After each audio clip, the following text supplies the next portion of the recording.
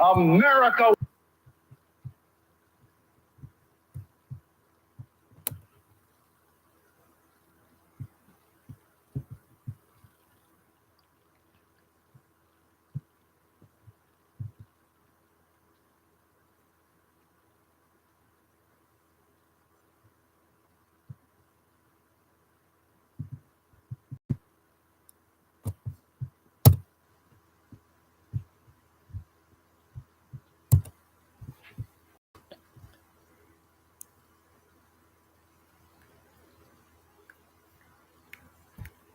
Good evening.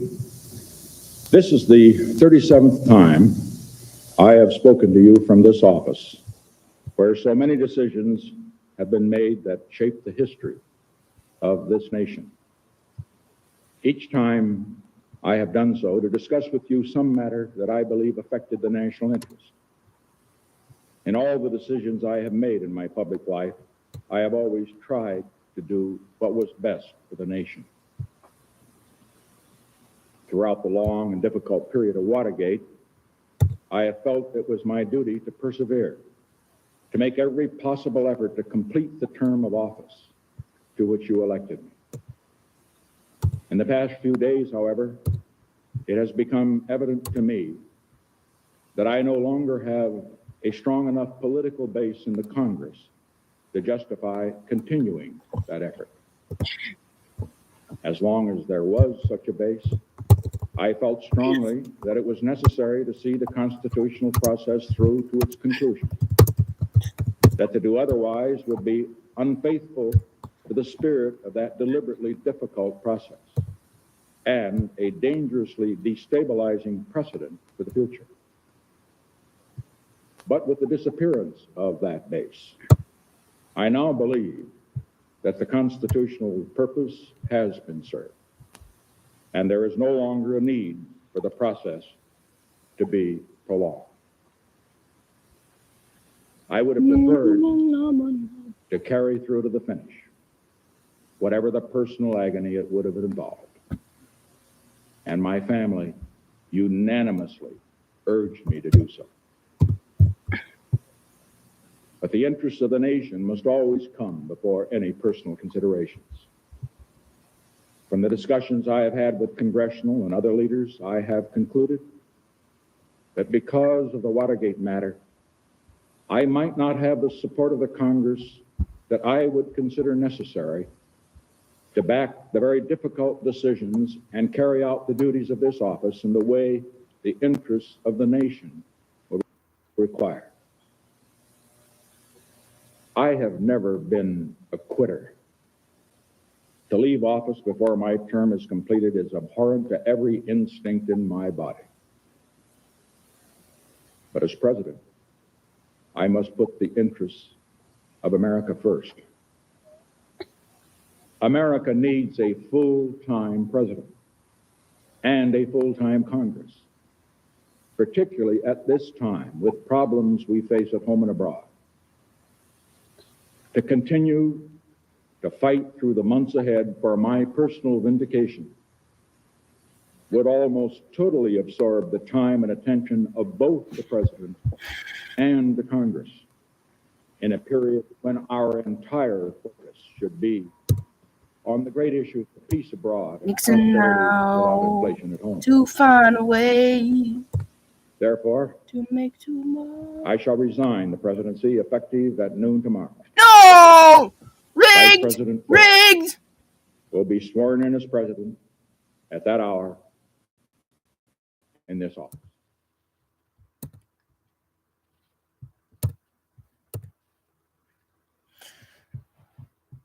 No, rigged.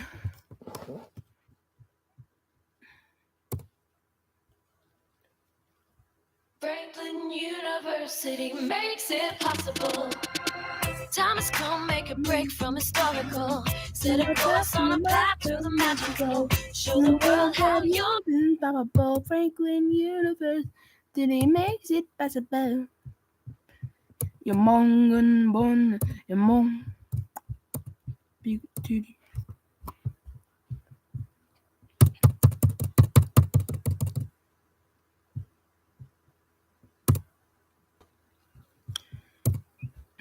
I've been working on the railroad each and single day. I've been working on the railroad each single day. I've been working on the railroad every single day. I've been working on the railroad.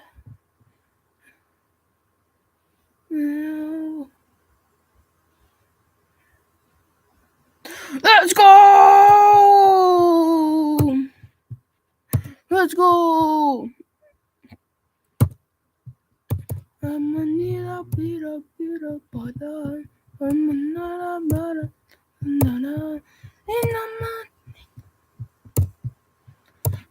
Frank Odin, that's not gonna be. That's what I'm talking about. Going to this mode on easy mode.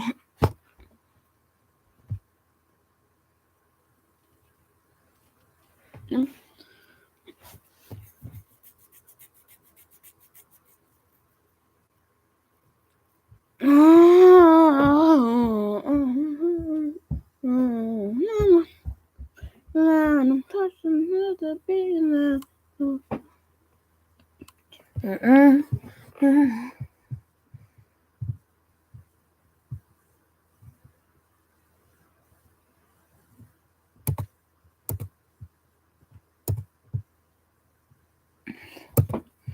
No problem.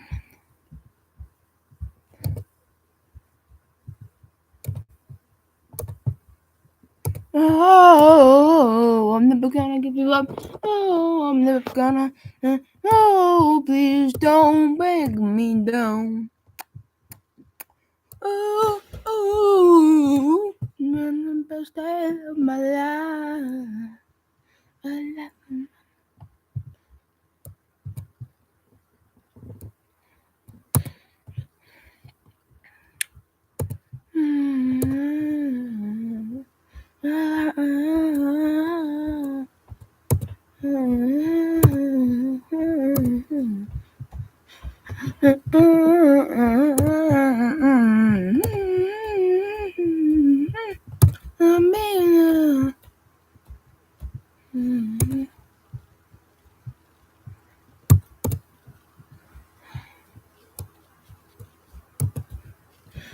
It was terrible back there. I should have been a bit more conservative. I should have been a little more.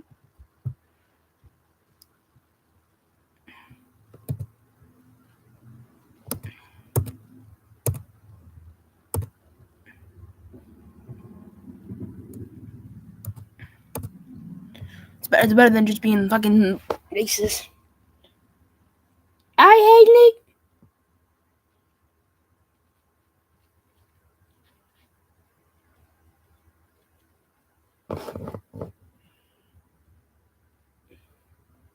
Yo, Retro, I'm doing a live.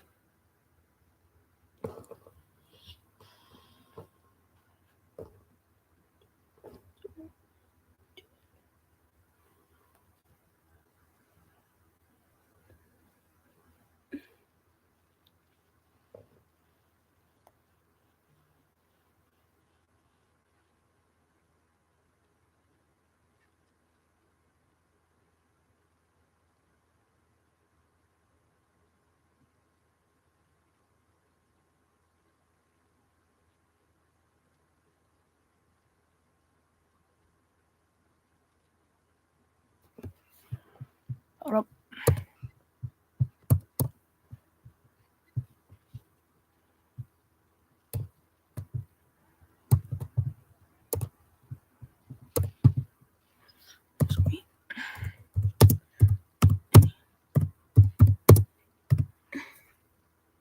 Shut up, bitch. That's too much damage.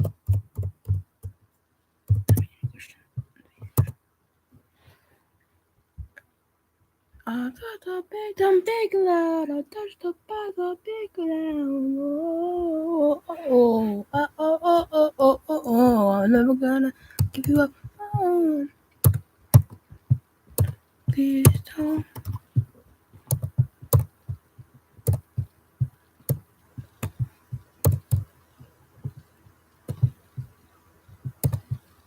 My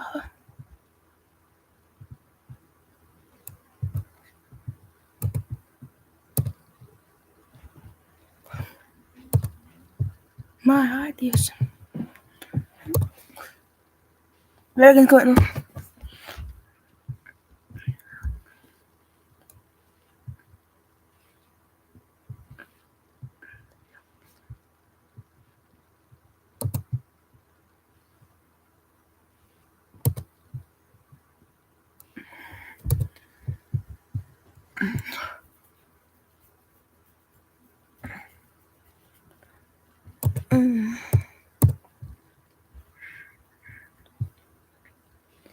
Yeah, it's better than just saying one word.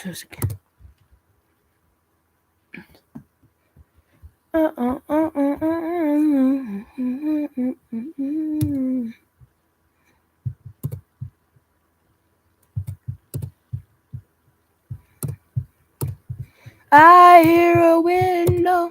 I hear a going on.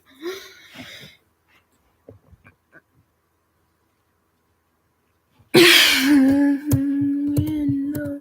I hear a window. Oh, shit.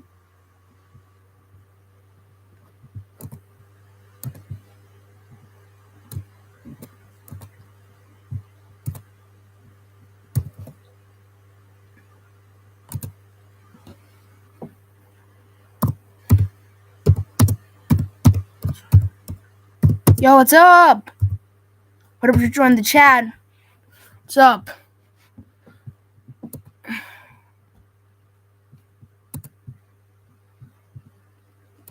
Oh my god! TNT Pop! Oh my god, dude. What's up, man? Yo, what's up, Retro?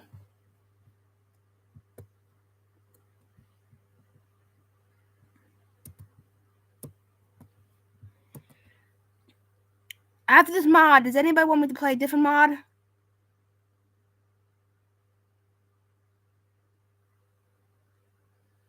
I'm thinking of playing the 1824 mod. Haven't played that one yet.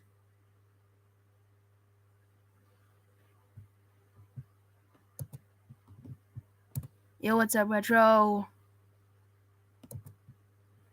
And what's up, Pop?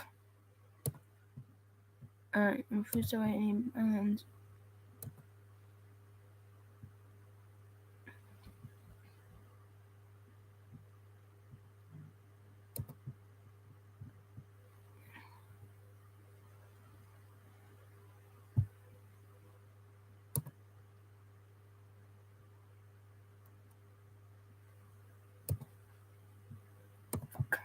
Man, I'm too progressive.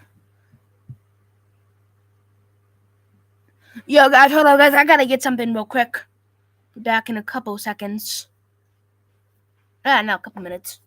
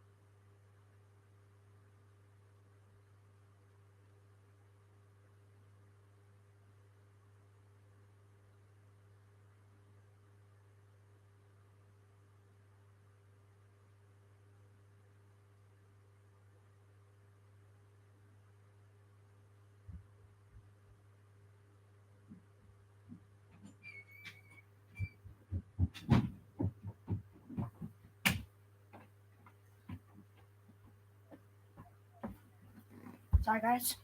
I apologize so much.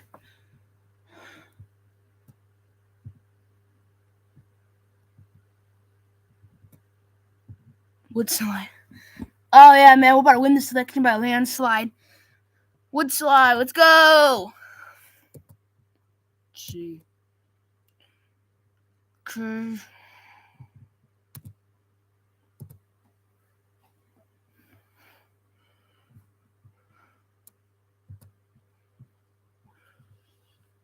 Woodside!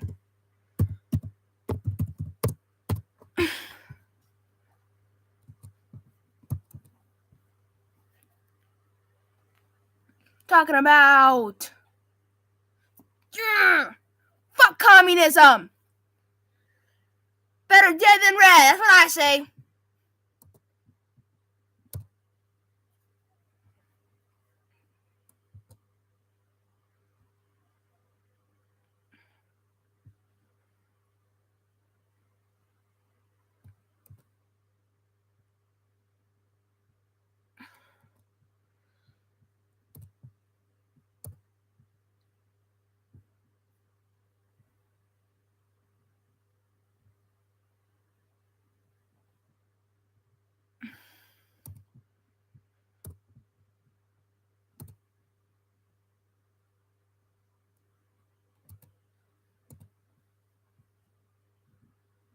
Look at my landslide. Oh yeah, it is, bro. Bro, it is, bro. It's foreshadowing. I guess. I mean, George McCarthy was probably like 13 when this actually did happen in real life. I'm not sure he ever met Leonard Wood though. I do know Wood was the Republican nominee and actually almost won the election, besides Winter Hardin. Which, by the way, I gotta know quick. That fucking sucked ass. Come on. Because, hold up, let me just show you a poll real quick. I think it's always interesting that a lot of people don't talk about. Hold up, 1920 Republican primary.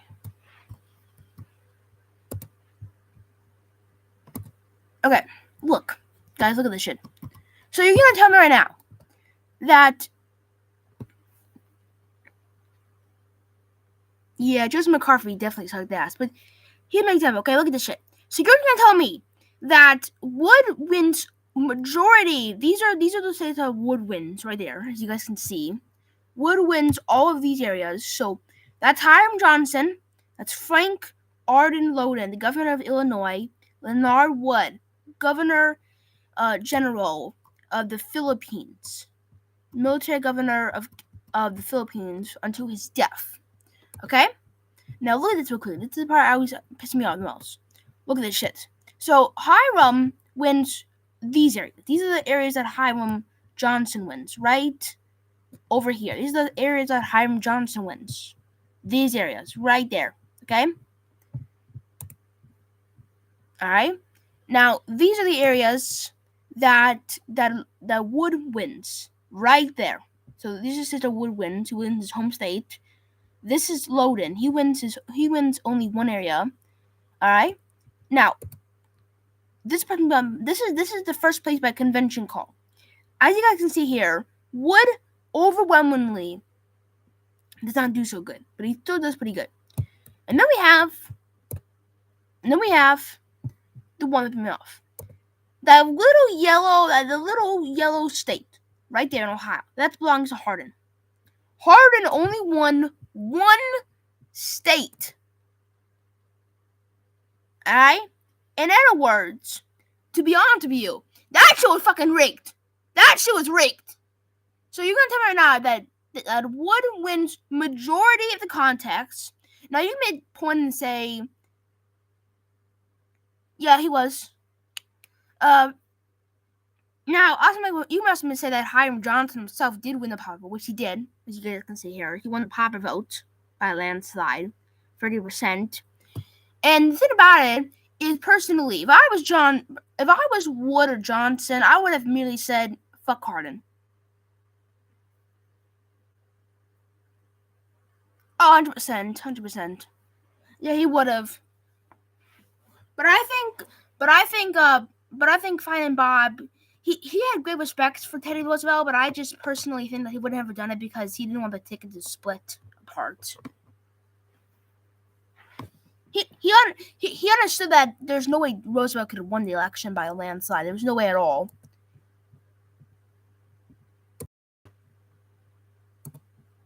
Guys, let's go back to the game we're playing.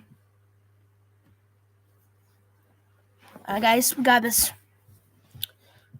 Alright.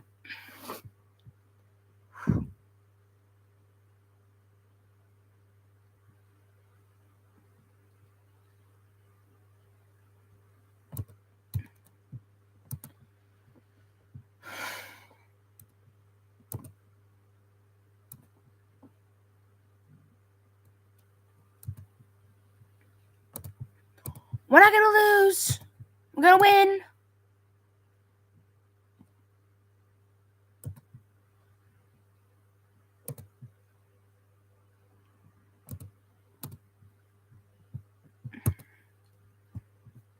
We're gonna win by a landslide. We're not losing. If we lose, it's rigged. If we win, it's real.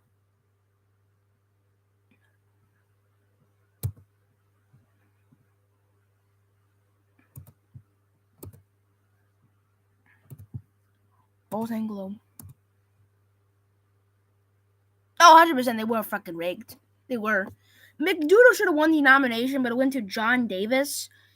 Does anyone tell me what was John Davis' career was? Because like he was one of the most like forgettable nominees of all time. I don't know why he was even picked at all. I mean, McDougal should have won the nomination, but he lost it because there was no. The 1944 Democratic National Convention, that shit was a fucking mess. That was a mess.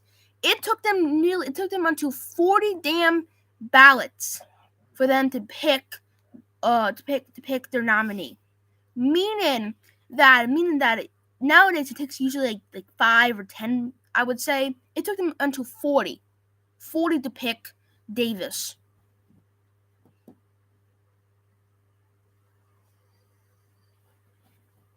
Yeah, 100%.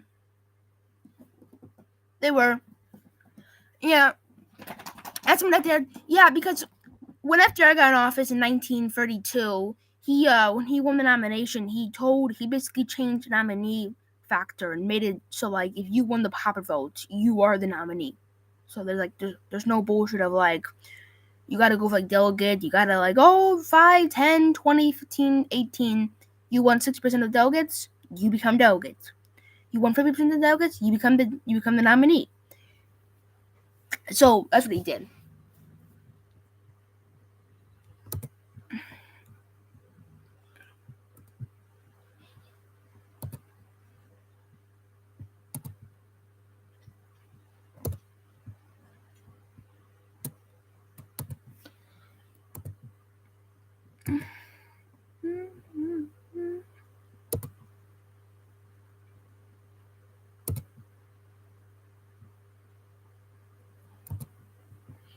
Illegal immigrant!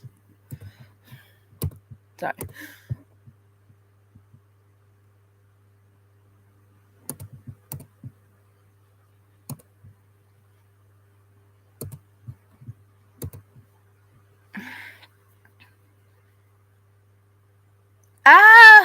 That's a good pick, but I would vote for FDR in 1942.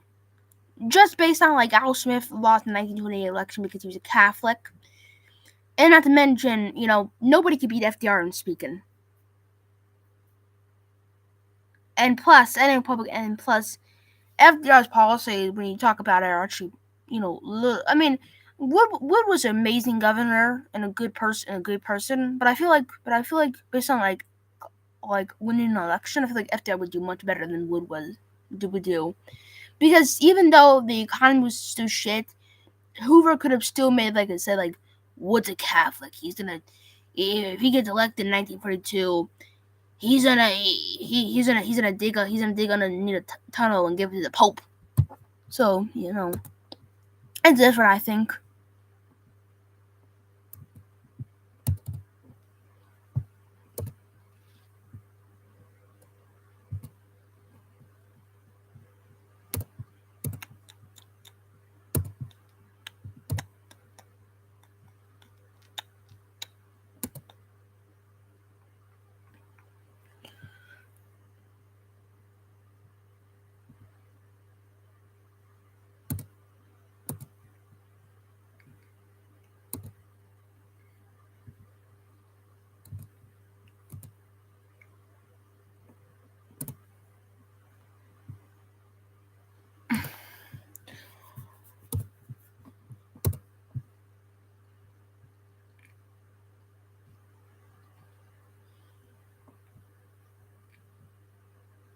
Oh no, not Spirit Agnew. No, not him.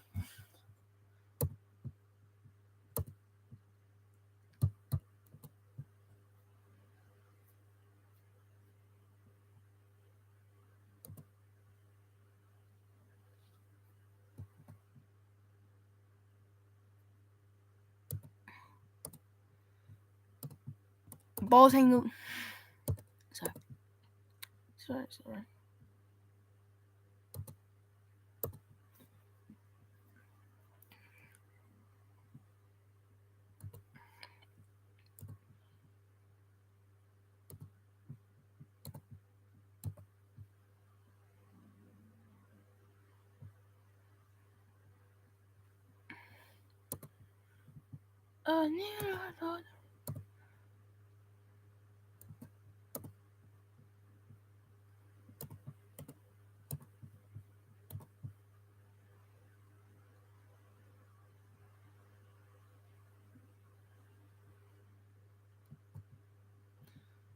Oh god, not okay. Hold up, guys. I gotta get someone real quick. I'll be quick. I'll be coming back very soon.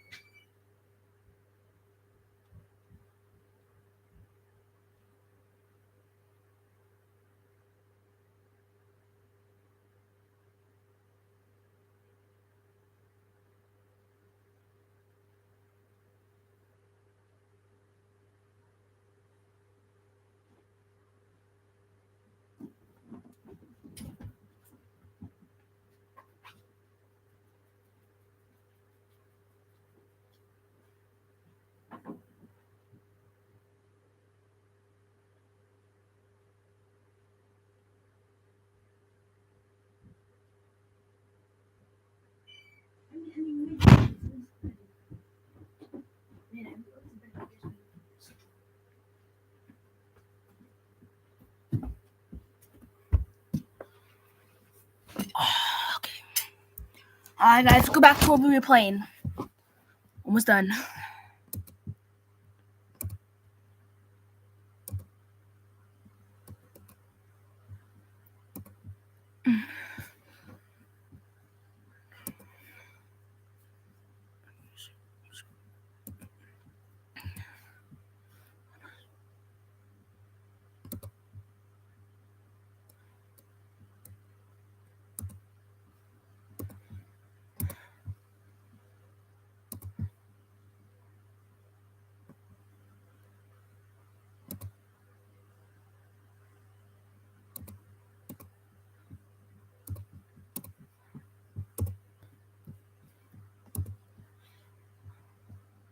Hey, so it's just.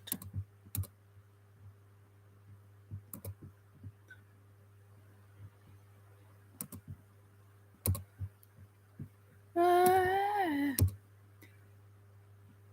I love Dick Cheney. I love Dick Cheney. He's the best.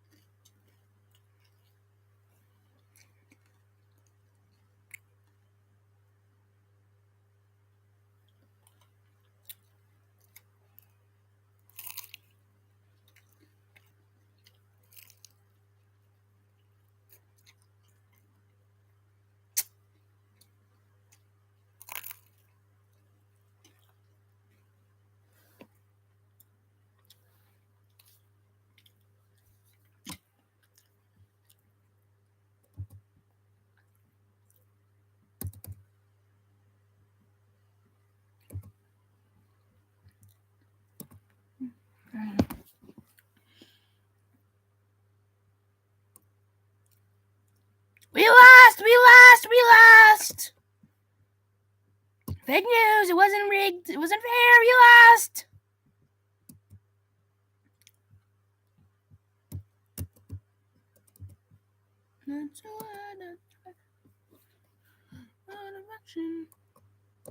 Alright, guys. Today we'll be playing in 1860 mod. Today we'll be playing as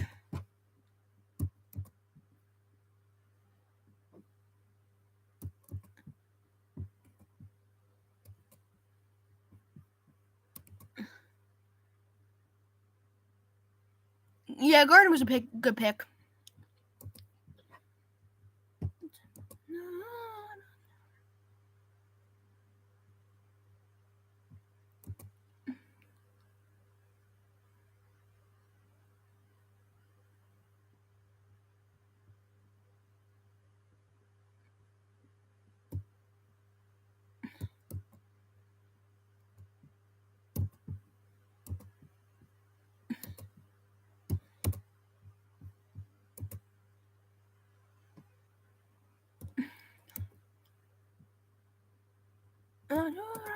Direction.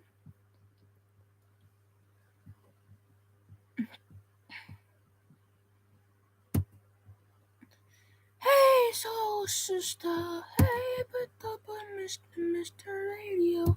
There you go. The way you're moving up now. Hey, soul sister. Hey, you know my Mr. Radio. There we go. I love that guy! I love that guy!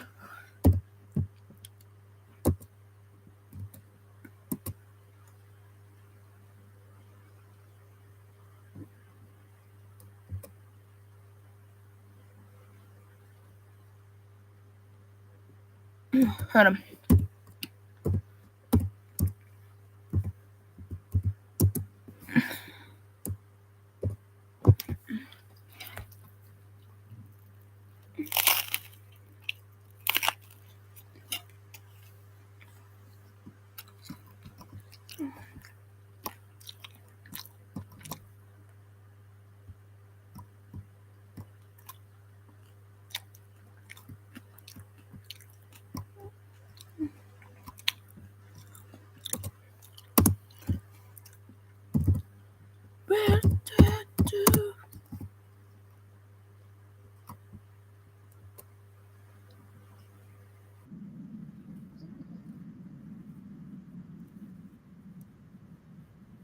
Well cared for. I feel my health is very important. My kids need me around, and my grandkids also need me there. Visit Choose Buckeye. Lee has been guarded, shot down, and relegated to the bottom of the barrel, and seemingly from across the Wasn't political nothing spectrum as wrong? well. Republicans, Democrats, Libertarians, Greens, Liberals, and Conservatives increasingly appear to carry a negative opinion of Wilson for any number of individual or combination of reasons. While Wilson has suffered these blows to his reputation, almost paradoxically has another president from the same era risen to tremendous popularity in spite of many of these same, if not more extreme, actions and ideological leanings. That president was the much-beloved Theodore Roosevelt, and we'll be referencing him and the progressive movement of the day repeatedly throughout this video. Most often pinned on Wilson are accusations of tyranny, racism, imperialism, hypocrisy, incompetence, warmongering, etc. Great hate seems to stem from a belief that he was particularly responsible for actions which in reality were the product of years of progressive policy, from a belief that he somehow altered or compromised the progressive movement, from a belief She's that he fucking stood good. widely apart from other progressives of the day, Look at- and alone must shoulder the scorn for all which Shut might up, have gone look at- wrong during those decades. Moreover, that so much wrong occurred. Does anybody want to tell me what was Woodrow Wilson's slogan in the 1916 election?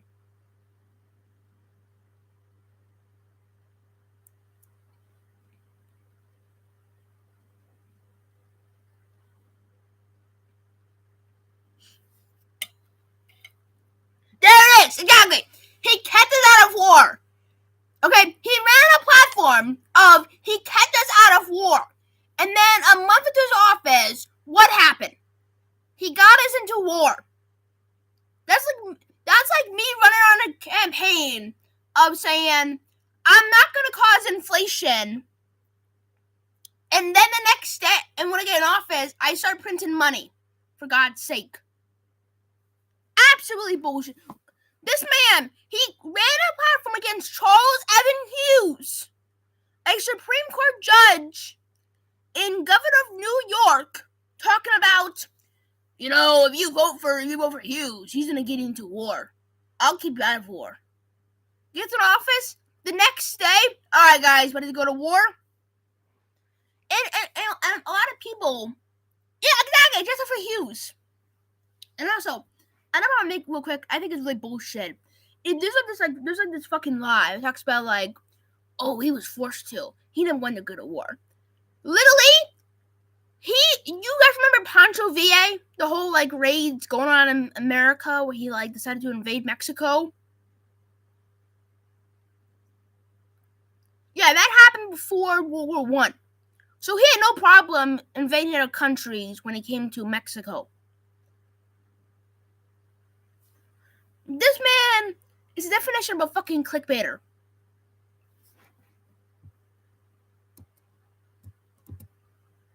During those days, when in fact we find great justification and acceptance from the public of the time in regard to actions taken by the Wilson administration. Of course, I'll preface this and later conclude as well by stating that I do not personally agree with all of the policies and ideologies of Woodrow Wilson, but rather recognize a very unjust mischaracterization of a historic figure and feel it only right to correct such misunderstanding through insight. Wilson has been accused of taking the use of government power to unprecedented and unjustified heights in his creation of new business regulations, establishing the income tax, establishing the Federal Reserve, and prosecuting anti-American and extremist individuals during and immediately following the American entry into the Great War. On regulation, Wilson's Federal Trade Commission was a more efficient successor to Roosevelt's Bureau of Corporations, which could not regulate but only investigate and bring such findings before a court, allowing unscrupulous businesses to navigate loopholes during this whole process. Wilson's FTC, on the other hand, could now investigate and act immediately, bringing a rapid end to illegal and unfair practices, as well as prevent the formation of monopolies and trusts before they had a chance to establish themselves by giving the government direct oversight and final say whenever large businesses decided to merge. On taxation, Wilson merely built on the work and infrastructure of his predecessors, Roosevelt and Taft, by putting the previously established 16th Amendment, which authorized Congress to collect taxes on income, to work. Wilson's tax was a mere 1 to 6% for only the top 3% of the population. The revenue accumulated from this tax, allowing Wilson to cut tariffs by nearly half and thus significantly reduce the price of imported products for the entire country. On the Federal Reserve, it must be stressed that Wilson inherited the Federal Reserve Plan from a commission originally established during the Roosevelt administration, which sought to create a centralized banking system now that the U.S. had gone from a regional and developing power to a global power. Wilson, not wanting to establish a central bank per se, given the country's bumpy history with such systems, modified the plan by introducing elements which turned it into a semi-private, semi-public institution. However, its function remained largely the same as was intended by the Commission, and the new plan was largely praised by progressives of the day, who saw it as a solution to America's economic instability. Whether it was successful is extremely questionable, and what Wilson can be faulted for is merely that he happened to be the man to sign it into existence. Had Roosevelt, Taft, or any other progressive of the day been in his position, it almost certainly would have been created regardless. On the Espionage and Sedition Acts, America had faced internal strife for some time by the presidency of Wilson, primarily actions perpetrated by recent immigrants who subscribed to anarchist and socialist ideologies from Europe and engaged in violent action against American citizens. With the outbreak of the Great War, fears abounded of foreign... Hell no! No! You do not bring up my boy, William McKinley. From Canton, Ohio. I live 30 minutes away from. I live 20 minutes away from Canton. All right, you do not bring up my boy William McKinley because he was assassinated. All right, his death happened like 17 years before. It happened like 12 years before all these before he signed the Sedition Act. All right, it's complete bullshit. This dumbass wants to bring up William McKinley. Talk about. William McKinley was assassinated by anarchists. Yeah, he was! Alright? But then he was about to sign a bill that basically deported all anarchists in the country. Alright? It's complete horseshit. I wouldn't call Brian yeah, thank the Lord, bro. This guy sucks. Foreign actors attempting to harm or provoke the United States. The British were eager to have the United States on their side and may not have been above putting American lives in danger to accomplish that goal. Meanwhile, the Germans were more interested in causing trouble that would keep the United States preoccupied and out of Europe. perhaps inciting a large population of German Americans into rebellion or provoking Mexico to initiate a war with its northern neighbor. Wilson was not willing to accept this risk, and until threats subsided, sought cracking down on seditious speech, and roughly 1,000 individuals were prosecuted. Following the end of the Great War and as the Russian Civil War raged on, inspiring far-left activities across Europe, a series of anarchist-inspired bombings and assassination attempts on prominent Americans were made, provoking a surge of arrests in an attempt to quell what many feared could be an anarchist or communist uprising within the US. The morality of these actions are not purely black and white. They were desperate actions during desperate times, not unfamiliar to American policy whenever it finds itself drawn into foreign affairs. One of the earliest laws passed in this country, after all, having been the Alien and Sedition Acts, meant to serve much of the same purpose when war with France was a strong possibility. To wholly dismiss the circumstances surrounding Wilson's reasoning for resorting to this decision and then moralizing it as merely bad is plainly unjust. In summary, Wilson's use of government power was not without justification nor precedent, nor was it out of line with progressive governing strategies used by his predecessors Taft and Roosevelt. As was expected of a progressive, Wilson utilized federal power to produce efficiency, security, and greater prosperity for the majority, even if at the expense of a wealthy, deviant, or criminal minority. Wilson has been accused of intensifying segregation in government, giving rise to the Second Ku Klux Klan, and as many like to say, being racist even for his time. On the matter of government segregation, the exclusion or disfavor of black employees, what was known as the Lily White movement, was by and large a product of its day, and more so of progressivism in particular. I touch on this in great detail in this video here, but to summarize, progressivism of the day was obsessed with efficiency and purity. As the belief of many went, you could not have an efficient society or system if there were deviant factors which refused to assimilate and act in harmony with the rest. Blacks were commonly seen as less American than most immigrants, said immigrants being largely white and thus able to blend more seamlessly into the American culture over time.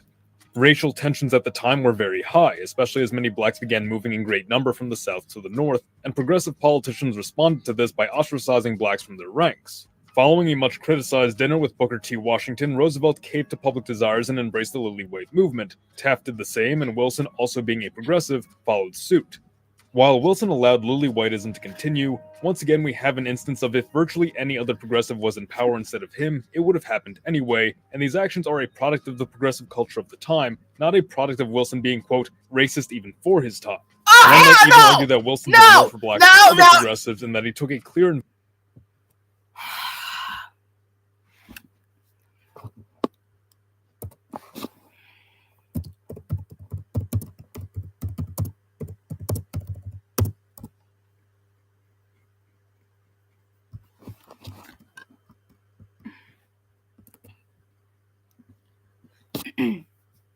Alright, guys, can I read you something real quick? Just a quick quote. Alright, here it is.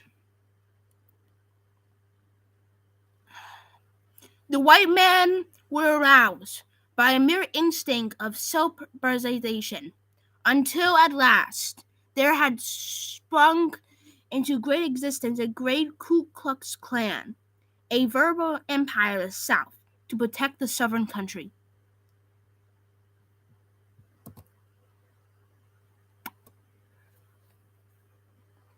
Okay, guys, here's me that. It said this.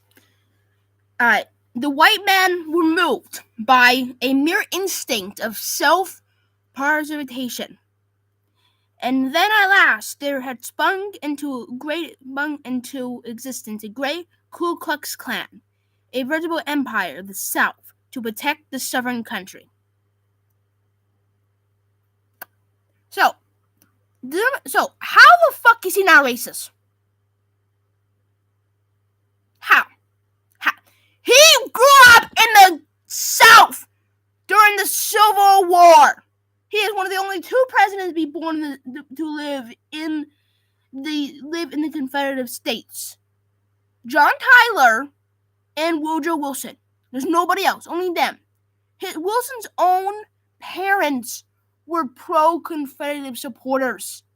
In his books, he talks about he saw those those damn slaves and those damn Yankees come into his country and destroy all of it. This man is not just racist. He is racist. He makes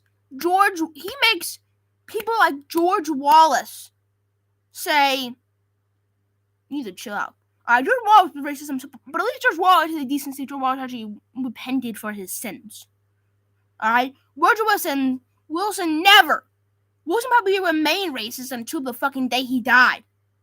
At least people like Strom Thurmond and George Wallace, at least they were able to say, you know what, I was a piece of shit back then. I'm sorry about everything. Wilson and Jesse Helms. He's like, yeah. Guys, what's your opinion on Jesse Helms? Senator from North Carolina.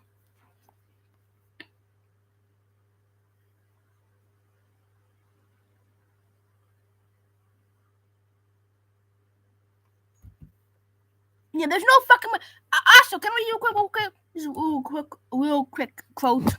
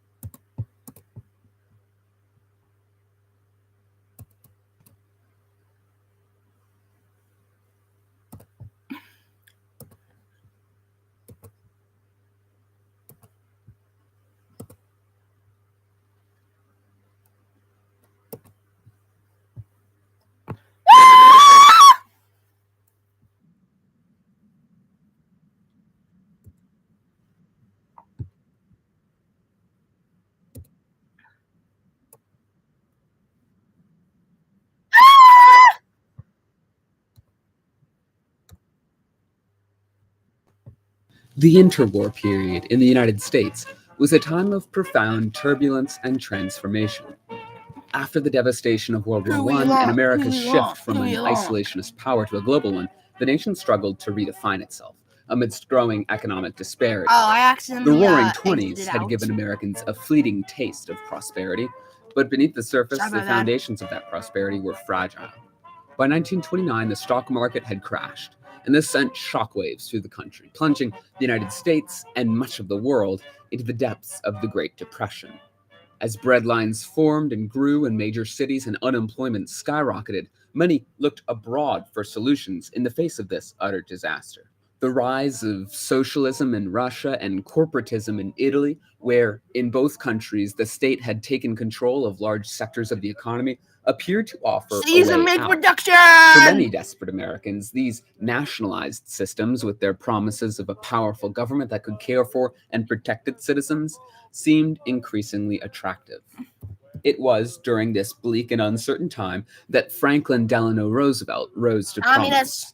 His New Deal, a pragmatic response to the economic crisis, embodied the growing desire for a strong interventionist government. FDR created federal government programs like the Works Progress Administration, the Civilian Conservation Corps, and the Securities and Exchange Commission. He nationalized Social Security and really threw everything possible at the wall in order to provide relief to the suffering, restore confidence in the economy, and regulate the chaotic financial sector. His leadership would ultimately carry him through an unprecedented 4 terms in office, but Franklin Roosevelt was not the only figure challenging the status quo. Besides the second wave of progressivism, another political force emerged with a vision some might consider even more radical.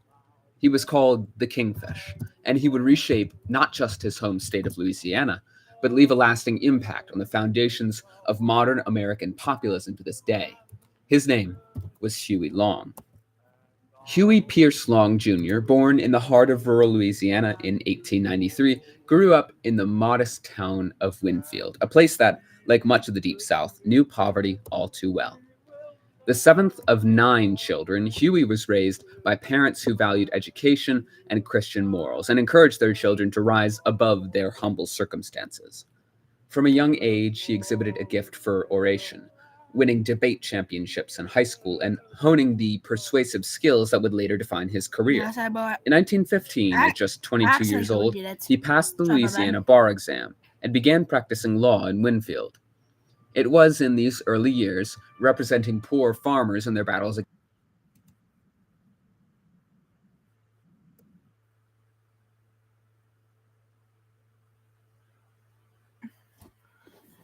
Alright, guys. Who do you think Huey Long? What do you think states are gonna vote for Huey Long?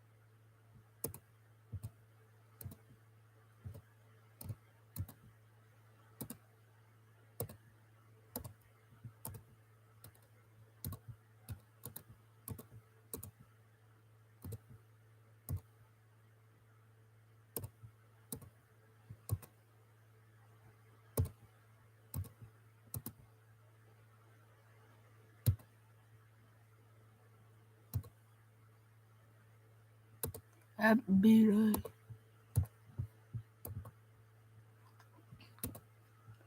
days are here again. The sun is shining enough. Sing the song, join. Happy days are here again. There will be. Alright, guys. Hugh slide! Hugh slide! Long.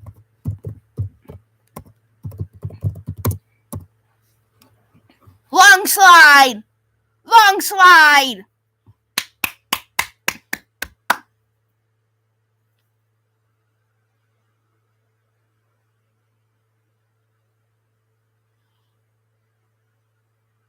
Dead Cow 2028.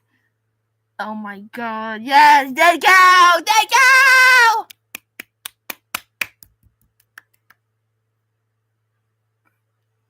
Who's your favorite president? Who's your favorite presidential candidate? Like the third party.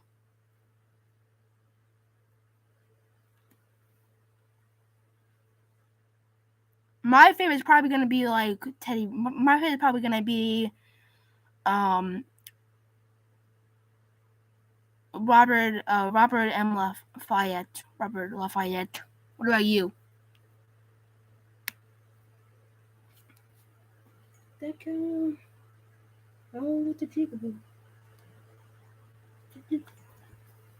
Oh yeah, I love Ross Perot. Wait, hold up. No, I got an idea.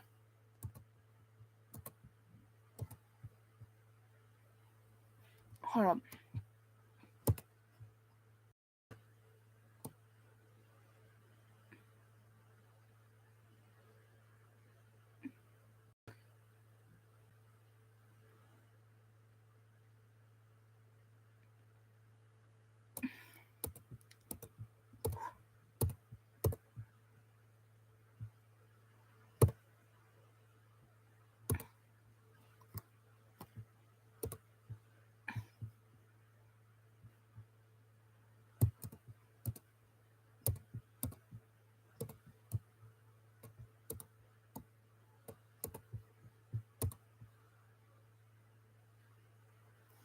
Oh yeah, man, that one I should do next. But hold on, let me play New Campaign Trail real quick. That's okay.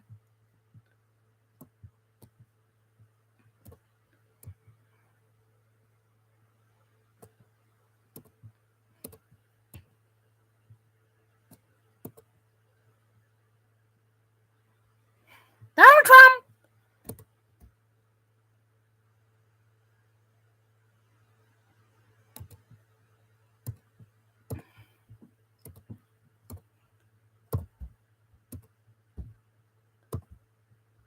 Ah! Nah, just kidding.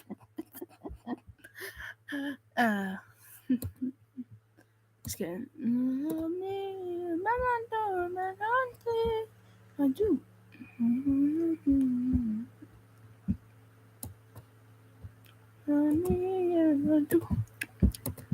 Yes, I do.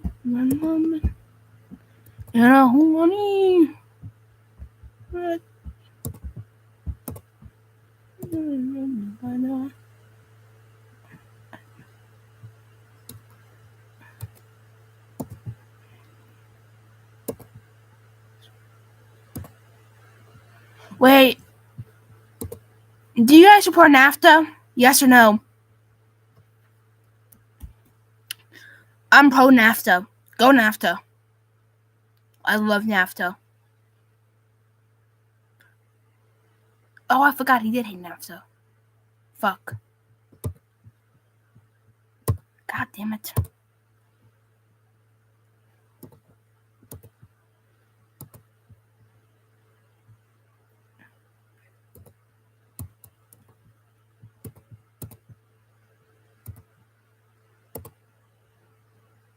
Oh my god, we're gonna win! We're gonna win by landslide!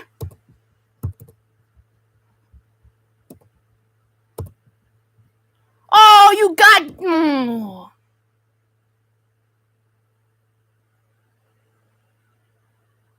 No, I love communism. Communism good. The Little Red Book.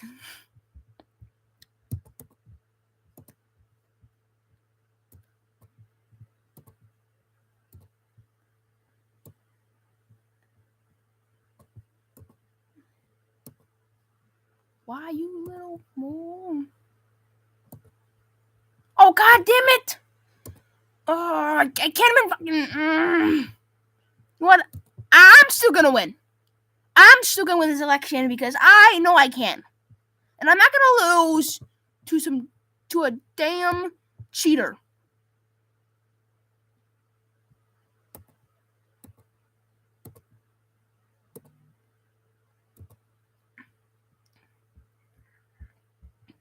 What should I do, guys? Do you think I should address them or just say no? Yeah, I like Reagan.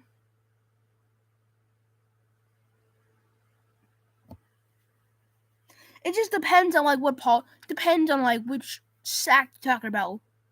Because like Reagan, to be honest, you did make some mistakes under his presidency, like the Iran-Contra affair. I could say. But if I had to get Reagan like a tier list, I would put Reagan in A tier. The only person I put in S tier would be Abraham Lincoln, George Washington, and Theodore Roosevelt.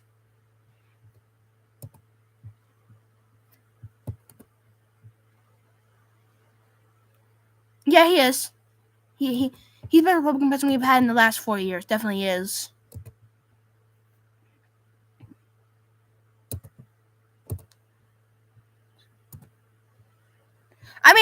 I mean, that's actually true, but like, I gotta say real quick. God damn, this has been difficult, but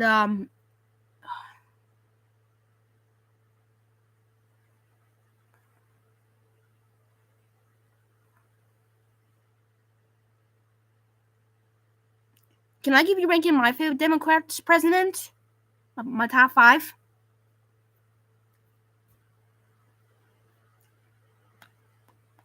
Don't worry, they're not biased. I mean, they kind of are, but they're gonna be kind of biased, a little bit. All right, number 5.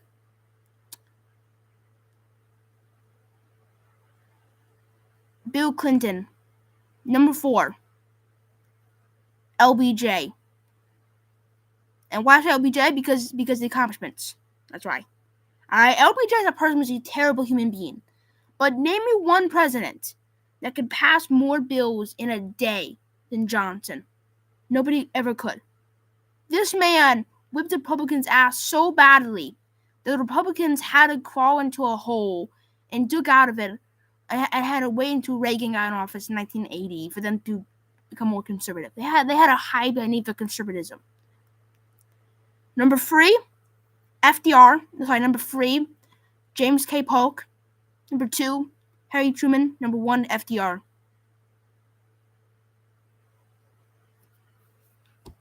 I'm a diehard FDR fan.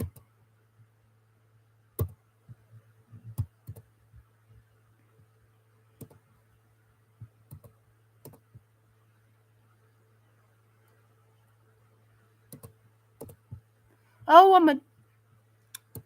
Oh.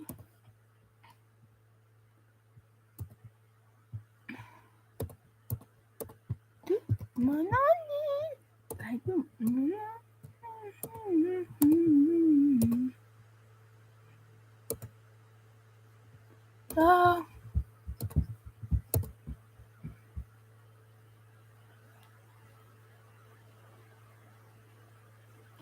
Yeah, that's man, but yeah, that's my opinion too, but that's still good opinion. Not gonna lie, that's still good tier list. Not gonna lie. I mean, Harry Truman's definitely base.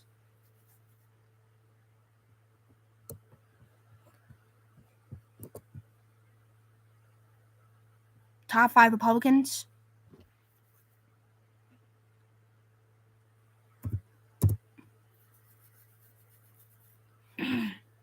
Okay. Can I type it in real quick? Just I'm gonna type it in real quick for you. Thank you.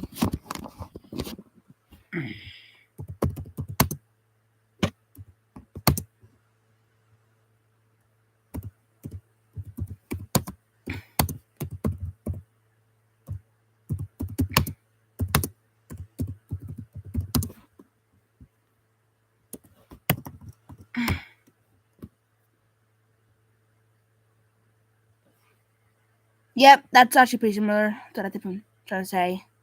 Yeah, my top 5 would be this is my opinion, but my top 5 would probably be Eisenhower, number 5, Reagan, number 4, Dwight D. Eisenhower, number 3, Teddy Roosevelt, number 2, and then Abraham Lincoln, number 1. For me, that's my opinion. Though.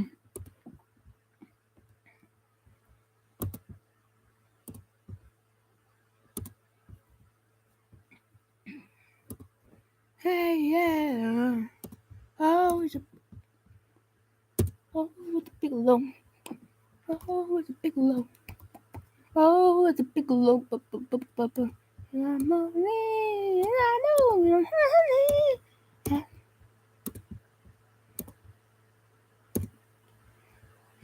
I can walk 1,000 miles and I walk 1,000 miles and be.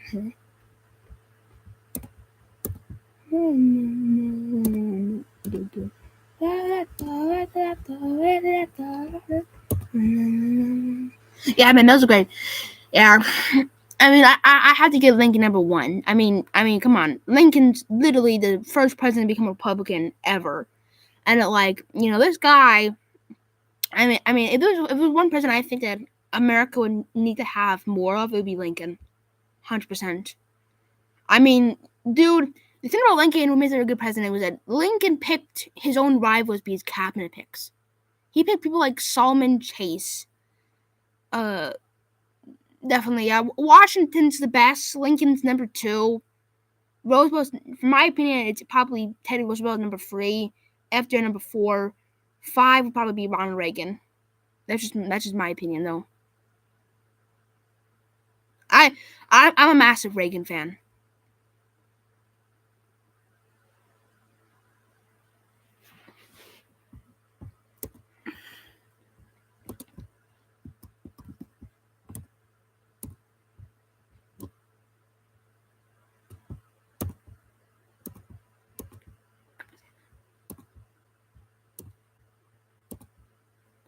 Who cares? Abortion's murder! Yeah, definitely. I mean, if I had to give you my only downside about Reagan, though, would have to be, sometimes he could be too conservative, you know what I mean? I mean, Teddy Roosevelt. Teddy Roosevelt, in his earlier years, was very conservative on his beliefs, but later in life, he became more progressive. Reagan, I would say, in the earlier years in his life, he was full blown. He was a liberal, then he became a conservative. But during his presidency, he became really conservative. But around 1984, when he was running, he became more moderate. I would say he started doing more moderate bills. I would say he started to actually become similar more like Gerald Ford. Yeah. Yeah, he was definitely. Yeah, he didn't Goldwater, and being identical to Goldwater in 1964 was a big fucking mistake, because okay, does anyone tell me what the electoral count was for Goldwater and Johnson? Oh, popular vote. 61.14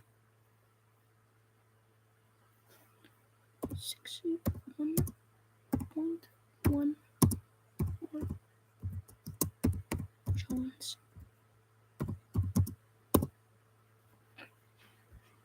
Jones.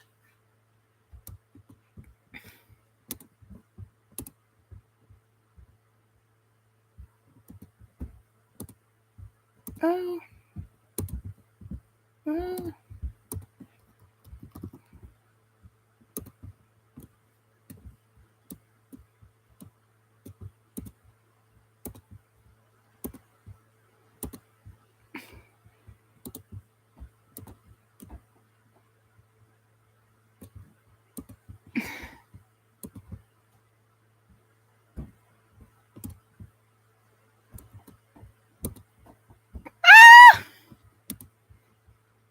Yeah. Yeah, he got his ass kicked so fucking badly that Goldwater never recovered ever after that. And also, I mean, like, what the fuck were the Republicans expecting? To win? The fuck? This is like having Robert Taft run against FDR in 1940. Why? No, I'm sorry. This is like the Democrats trying to run against Ronald Reagan in 1984. It's ridiculous. Why? Why would you put up a guy who said, this is a direct quote, who said, we have so many, that's true, I would say, he did become liberal. He did. I mean, I'm not negative again. I don't hate Goldwater as a person. I just think that he did not run, I just think that he ran a pretty bad campaign. I mean, yeah, he did become very liberal after leaving Senate. If I'm correct, I think Goldwater supported gay marriage. He supported allowing homosexuals to join the military. He became pro-weed, basically, like the legalized weed, basically. And I also think he also supported abortion. Yep. Yeah. I do think that. Yeah, I do think that he actually was. I mean, I've always had Goldwater in a more nuanced stance, I would say. I mean, I do think some of Goldwater's policies in 1964 were a little bit too conservative for my take. But I do think Goldwater actually was like a good man who actually like wanted the best for his country. And you know, and you can make a point talk about like, oh, he was conservative, he wanted to do this and that. Well, at least at least his opinions changed over time. At least he didn't just become, they were, yeah. I mean, definitely. Go on JFK were like, let's think. Yeah. They were like very close friends, very very close friends. There's a show before where JFK and Goldwater used to sit on a rocking chair. They used to discuss about their presidential runs. They had a chance to run. And Kennedy used to say, like, if he ever ran against Goldwater, he would always like run a more moderate campaign, be like more nice to Goldwater. And when Goldwater said how he would run, he said he would be conservative, but he also would say that he would respect Kennedy during the campaign deeply. So yeah, their relationship were very good. Yeah. I mean, Goldwater did send flowers to Kennedy's wife, Jackie Kennedy, after his death, which was really nice.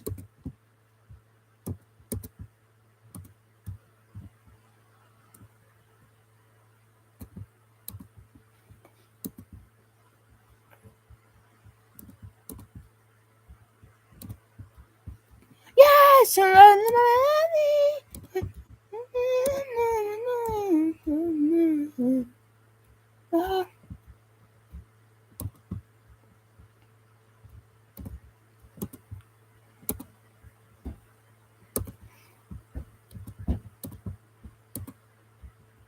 No, it did not. Oh my god.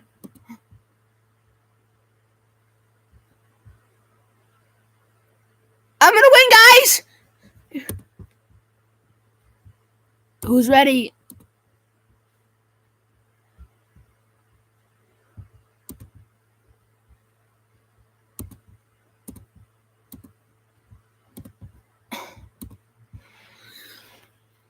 Ready, guys? Let's pray.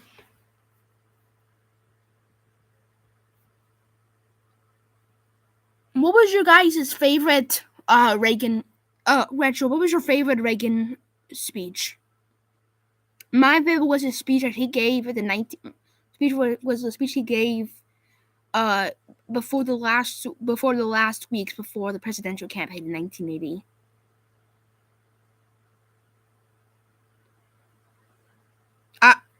I also like his 1981 inauguration speech, but what about you?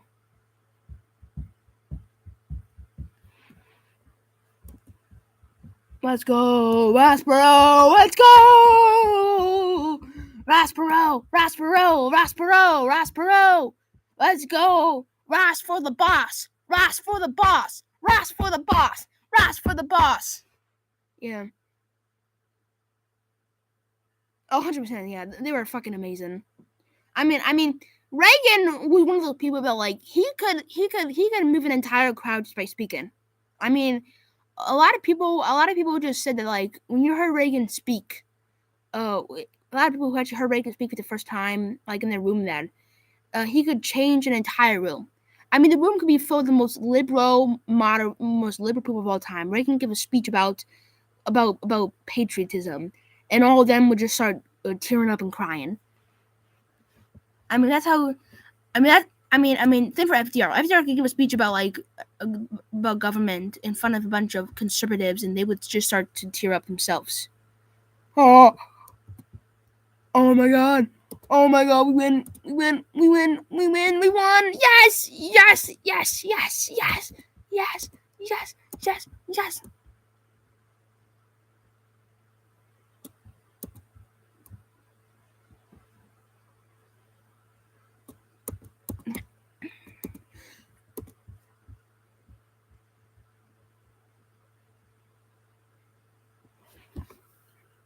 I did it!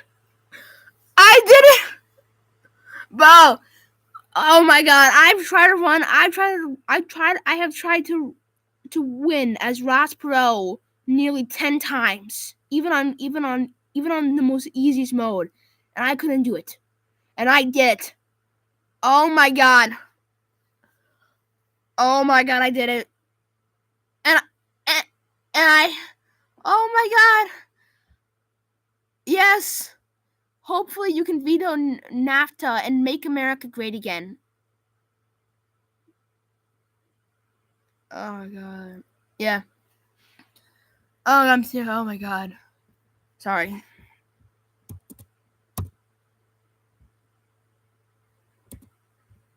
Oh, the chickaboo. Yeah, FDR was a great speaker.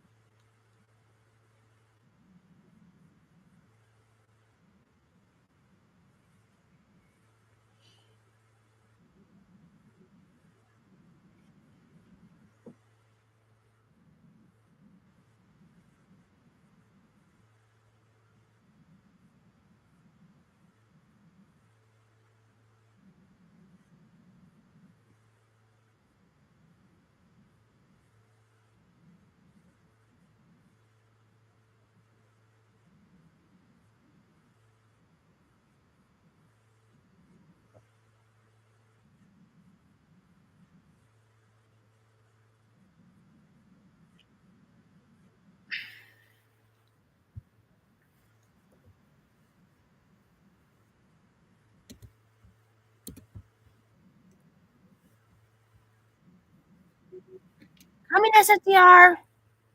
Communist FDR. Communist.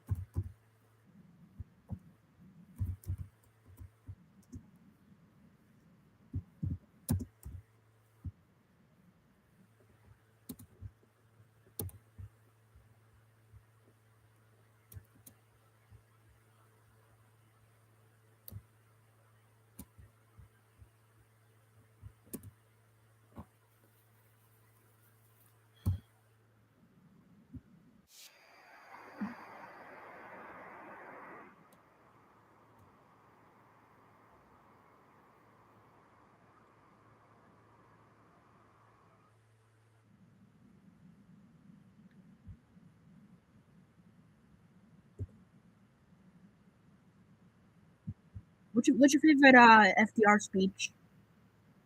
This is my favorite.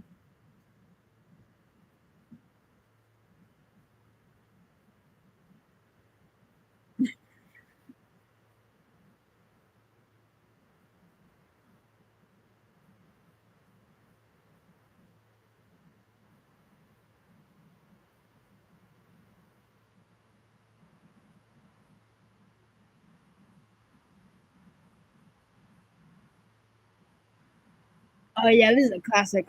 Definitely. I love FDR's D-Day speech because it's such a good speech and it's stayed infamy.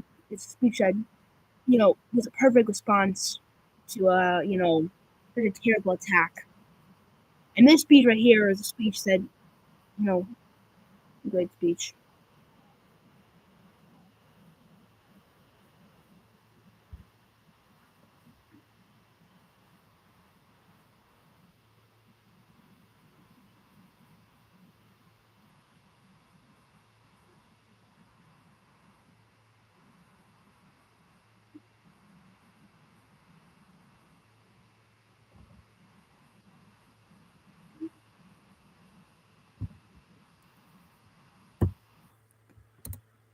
Who's the worst communicator as president? I'm saying Trump because definitely Trump. Definitely Trump. Definitely. Like, okay, I'm sorry, but like a lot of people act like Trump's a good speaker. He's not. He's not like a fucking good speaker. Listen to a Trump speech and then read the transcript. It's terrible. It's terrible. I mean, this guy when Trump gives a speech, he'll give a speech about like did you see his one speech he gave like at the Navy Academy? Yeah, exactly, bro. Dude, when I listen to a speech of him, it sounds like he's about to have a fucking stroke.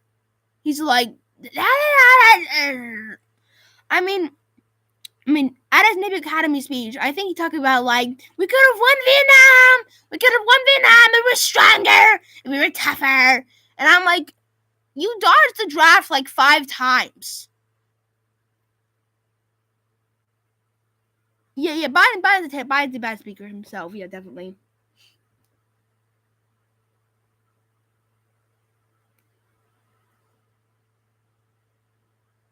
Definitely bad speaker. Yeah, exactly, bro. I love Trump's speeches. I love Trump's Navy Academy speech where he was talking about like we could have won Vietnam, we could have won Iraq, we could have won in Korea if it wasn't for those goddamn liberal governments destroying our country, weak military. And I'm like, you dodged the draft 5 times. Every time you got drafted into the military, you immediately said, I have bone spurs. Or said, I have a bad back. Yeah. Oh, definitely, bro. Yeah. Sorry. Yeah. Yeah, Vietnam was unwinnable. I mean, I would say LBJ was a terrible mistake to join Vietnam. But I mean, terrible mistake, I would say, but you know, there's no way we could win in Vietnam. There's no way. Like what the fuck is that about? If we were tougher, we'd have more bombs. Literally, if we dropped a nuclear bomb in Vietnam, I think they would have. I think they would have still won. Oh yeah. Oh shit. Is your uncle okay? Is your uncle still alive?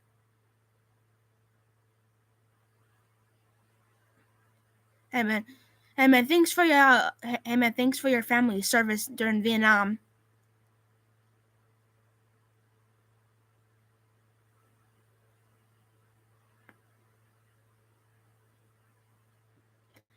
Yeah, my grandpa got drafted into Vietnam, but he actually never served because he had a extremely bad he had a bad back condition. Yeah, it was like I think it was like 1966 when he got drafted, and he told me, yeah, that yeah, I mean definitely, but he got a my grandpa got drafted into Vietnam in 1966 when he was like 26 years old. He had already this before he had my dad. I'm technically my parents, I don't know. My parents had me when like they were like much older. But this before he had my dad.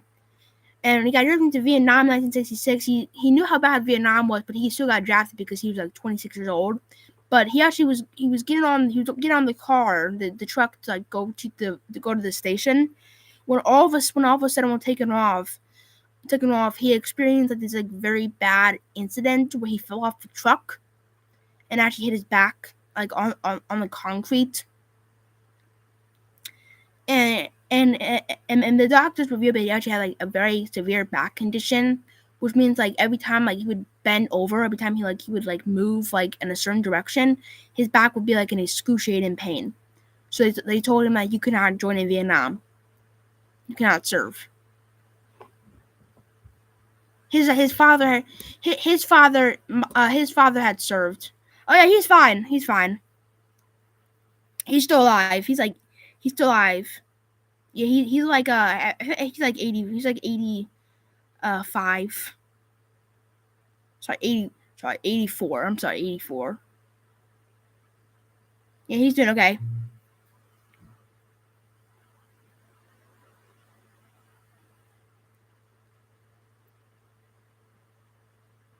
Yeah.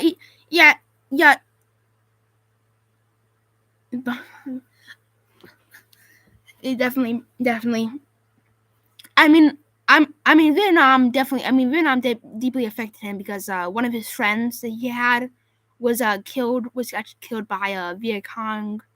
Was killed by a Viet Cong. Yeah, the Viet Cong was on like a sniper, and shot him.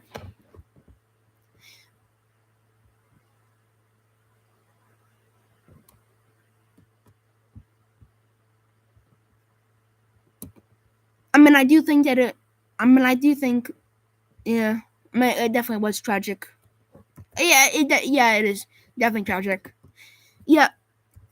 He became an advocate of getting out of Vietnam by 1967, I would say, because when Vietnam first started, he thought that Vietnam would be a winnable war. By around 1968, after his friend's death, he became like a massive critic of it. And in 1972, he voted for Nixon because Nixon said he would get out of Vietnam, which did happen under Ford, which is why he kept on voting Republican afterwards. But if you ask, I want to ask him real quick, what made him more Republican? And he told me, he told me that it had to do with the way the economy was under Jimmy Carter. That's made him more conservative. Before that, he was more liberal and more moderate. But after how bad the economy was under Jimmy Carter, he became really, really more conservative. He's a good man. He's still alive.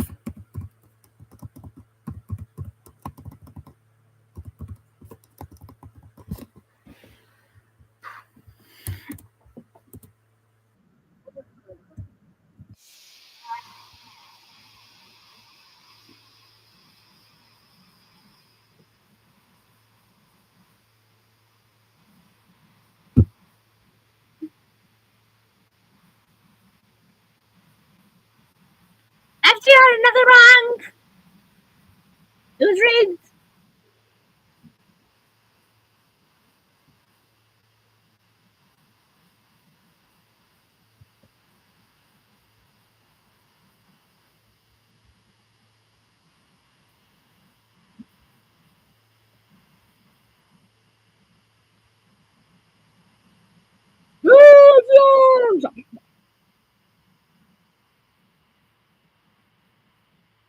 Action now.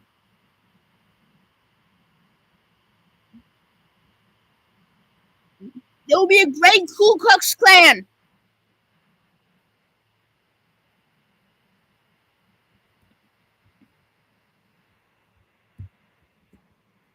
Sorry. My favorite Woodrow Wilson quote is this: "We must make the world safe for democracy. We also have to make the world more safe for dictatorship. Dictatorship now. Dictatorship's good. I love dictatorship. That's what I get to exactly, bro. Yeah, it's like his most famous quote. We have to make the world safe for democracy. It's like the only good thing he ever said. Everything else he ever said was just bullshit. The sovereign people, the sovereign preservation. And then there at once came to great existence a great Ku Klux Klan. Does anyone want to tell me what that quote was about? The KKK, yeah.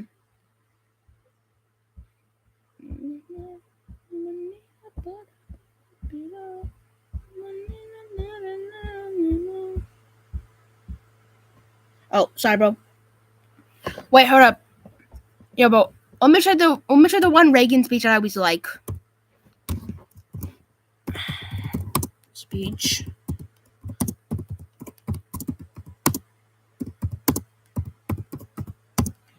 Oh, yeah, I'm sorry, but my top 3 favorite Reagan speeches of all time would have to be Time of Choosing, 1964, his inauguration speech, and then the Tear Down the Wall.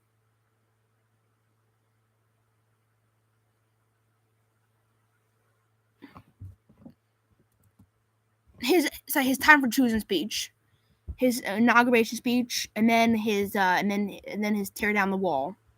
Mr. Gorbachev, tear down this wall.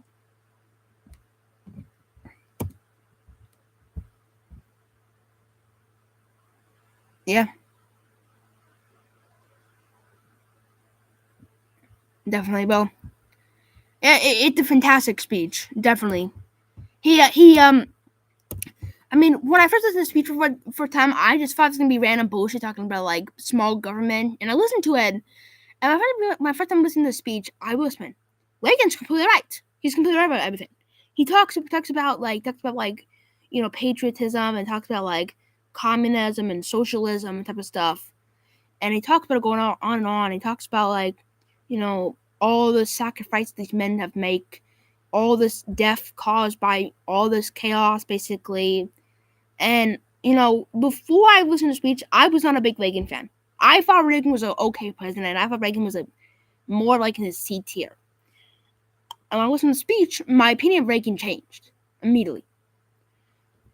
Another person I knew about but I had no great respect for was Henry Clay. Does anybody want to tell me? What's your opinion of Henry Clay? What's your opinion of Henry Clay?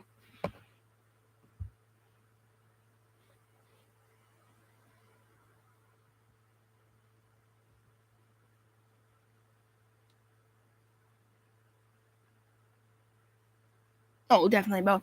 I love Henry Clay, and there's nobody. I mean, okay, if I had to give you my top 5 favorite orators, wait, I said orator or orator, orators based on like government. Number 5, I would have to say Henry Clay. Number 4, I would have to say Ronald Reagan. Number 3, these are based on politics. JFK. Number 2, FDR. Number 1, Daniel Webster. Oh, sorry, number 2, Daniel Webster. Number 1, FDR. Webster was a great speaker. I mean, okay, I went to Henry Clay's house in Kentucky, and my first time going there, I had no idea who Henry Clay was. No, I'm not saying that. I knew who Henry Clay was.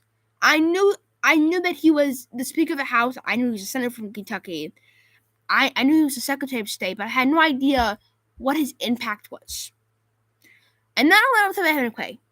I learned that his son, Henry Clay Jr., was killed in the Mexican-American War. I learned about his system, the American system.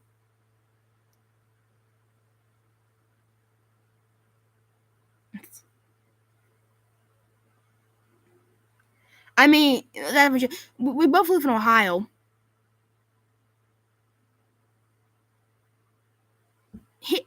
I think he lives near the Canton, Ohio, which is where William McKinley lives. And I live in Cuyahoga, Cuyahoga County. So I live in Summit County.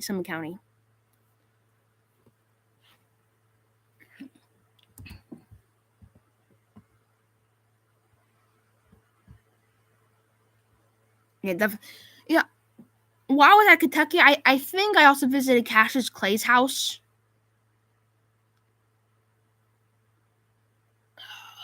Does everyone remember Cassius? The Cassius Clay. When I learned about Cassius Clay, I thought this guy was not real. I mean, the time I heard this guy had a cannon installed in his house when he was in his 90s, and he fired at the police officer. He fired at the sheriff who was trying to take him away. This guy used to do with people for stepping on his shoe.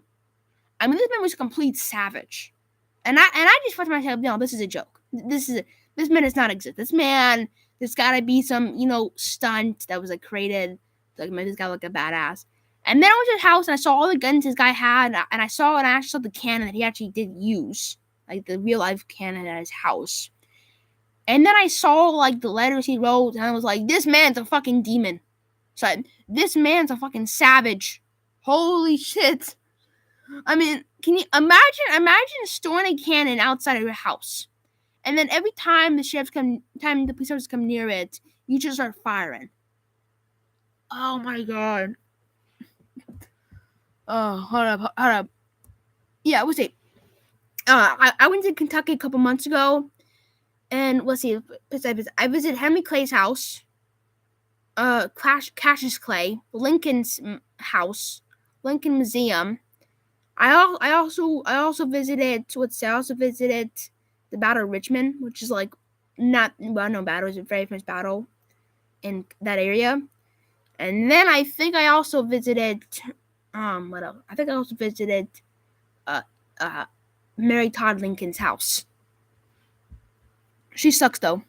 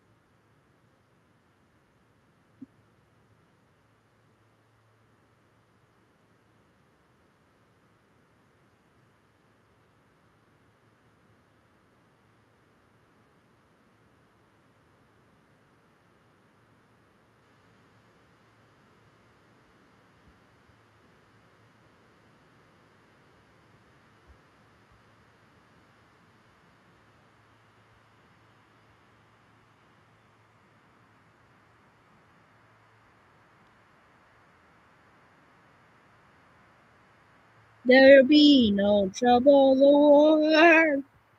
Happy days are here again. The sun is shining great again.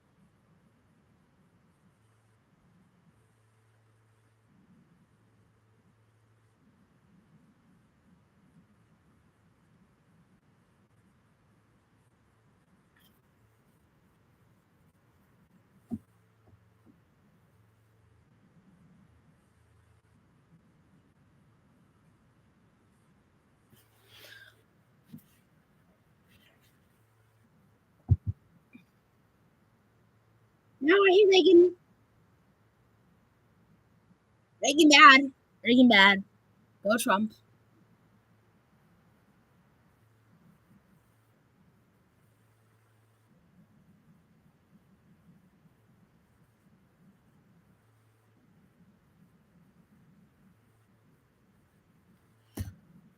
What's your hold up, Retro? What's your favorite Reagan moment?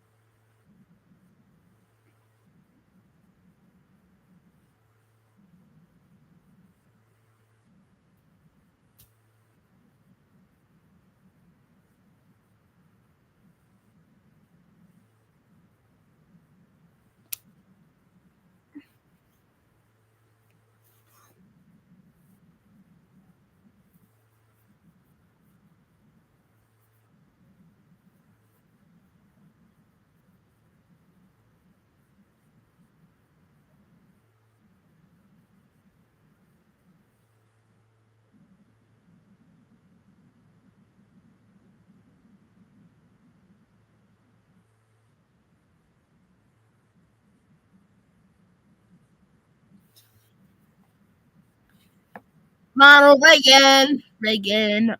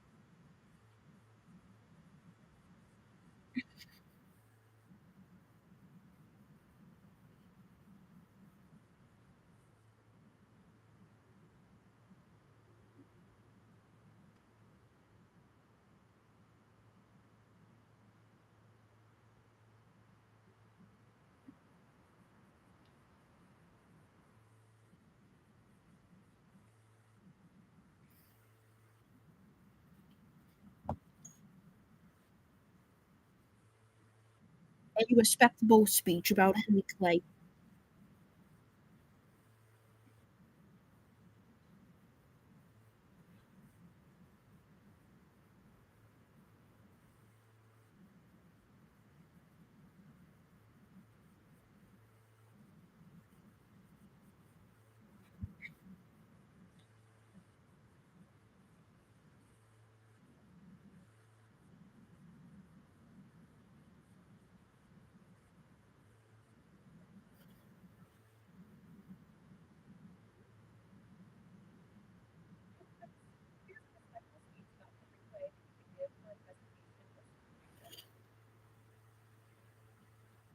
Speech on Henry Clay. Ladies and gentlemen, today I would like to speak about one of America's most important statesmen, Henry Clay, known as the Great Compromiser. Henry Clay was born in 1777 in Virginia and rose from humble beginnings to become one of the most respected leaders in the United States during the early 19th century. He served as a congressman, senator, and secretary of state. Throughout his long career, Clay was guided by one goal: to keep the nation strong, united, and peaceful. He believed deeply in what he called the American system, a plan to help the United States grow economically and stay independent. His system encouraged building roads and canals, creating a national bank, and protecting American industries from tariffs. They wanted every part of the country, north, south, and west, to share in prosperity. But Henry Clay is remembered most.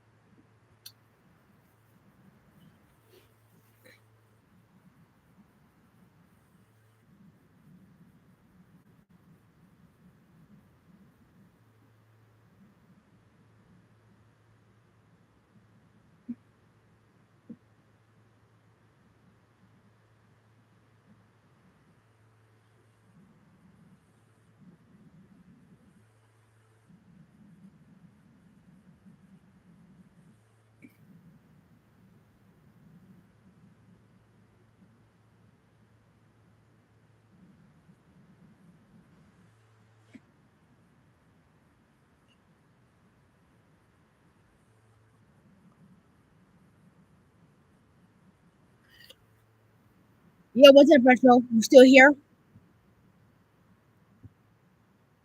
Rich, you still here, bro?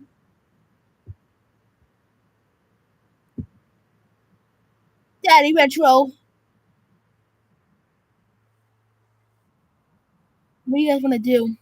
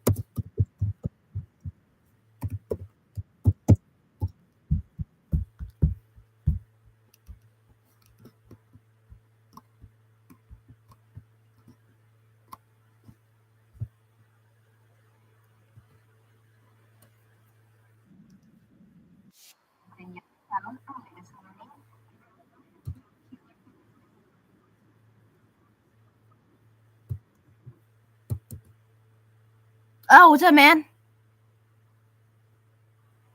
Yeah, sorry about that, bro. I didn't. Yeah, bro. I just got sorry, bro. I just got done watching the Reagan speech.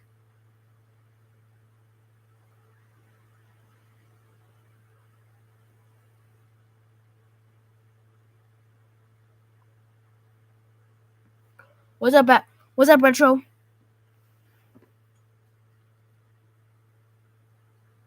Let's see. Hold up.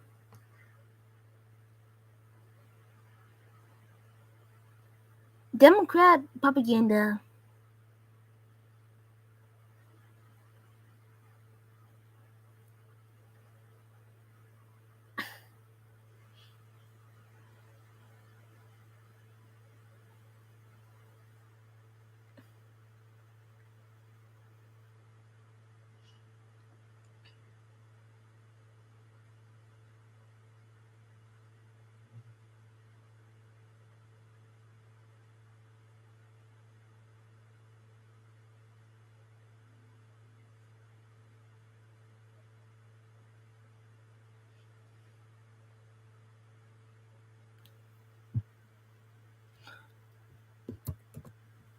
Do you guys want to do tier list?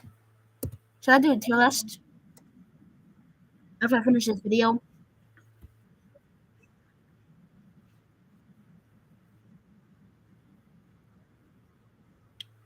Ed.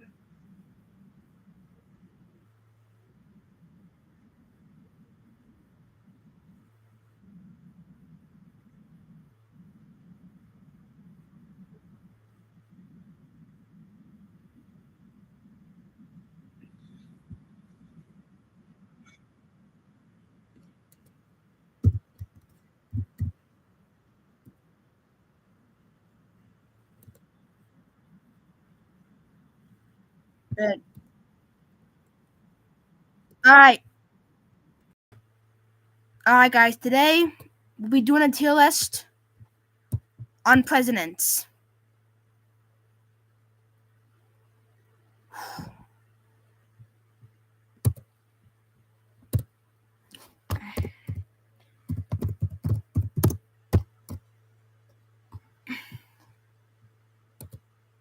Here's my rule. Number 1. All right. What do you guys want to put? Retro, what do you want to put? All right.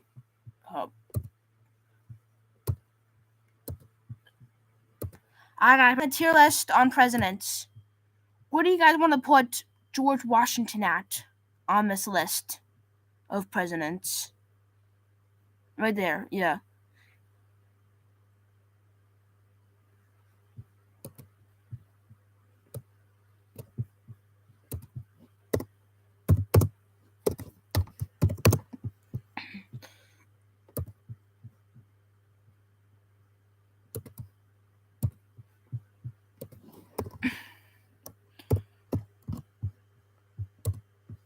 Yes, that's there!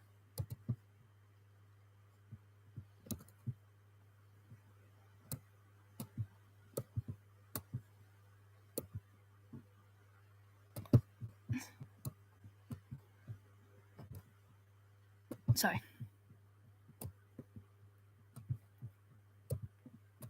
Come on, somebody. S tier. Alright, next one. John Adams. We have A tier, B tier, B minus, C tier, C plus, C minus, D plus, D, F. What do you want to put him? I'm gonna say C tier. Just C tier. Be good. And where is he? And this is too big with your list.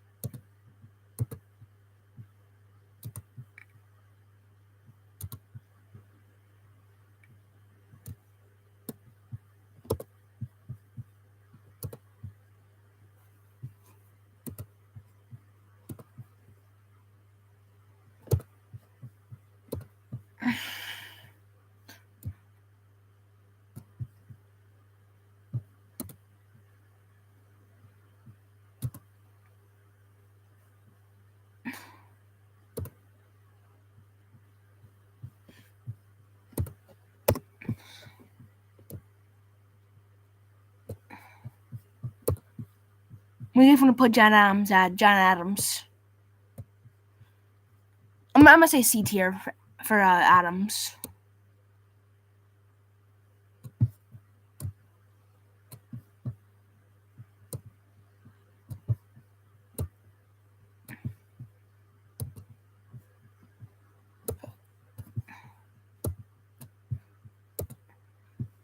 Oh yeah, okay. Let's do. Let's do B tier. What about Thomas Jefferson? What do you guys want to? Retro. What do you want to put Thomas Jefferson at? I'm gonna say A tier for me.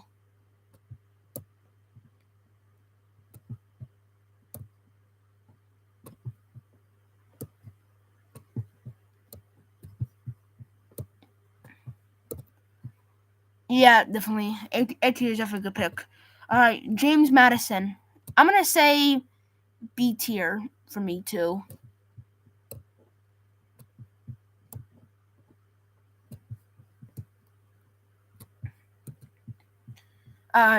C tier.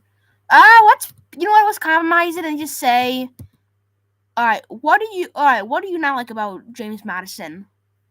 And then I'll tell you what I don't like about him.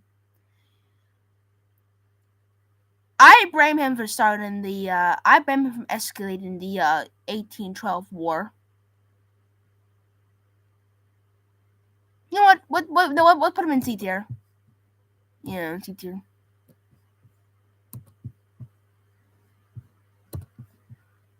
All right, James Monroe. What do you want to put James Monroe? Monroe. A B B A S D F.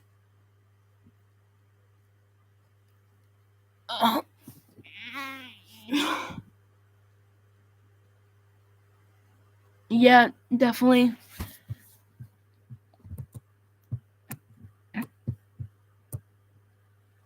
All right, next one we have John Quincy Adams. We want to put What do you want? I'm gonna give John Quincy Adams a C tier. The Terror of an Abomination was a terrible idea. Terrible of abominations.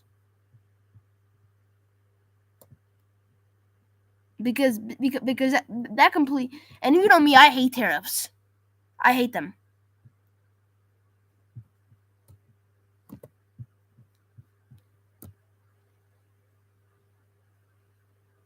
No, it's fine to have your own opinion. No, everybody has their own opinion, but for me, I've always had a negative view of tariffs. I don't know what it is. It's just I just don't like them. You know what? No, let's give them C tier. Yeah, C tier. All right, next one. Andrew Jackson. We want to put Andrew Jackson at. Is he on this fucking list? Oh crap! I put Miller. Oh, I put Martin Van Buren. Shit. Fuck. God damn it. Where's he? God, they all look the fucking same. Shit. Oh, thanks. Next up, Eisenhower. Oh, there it is.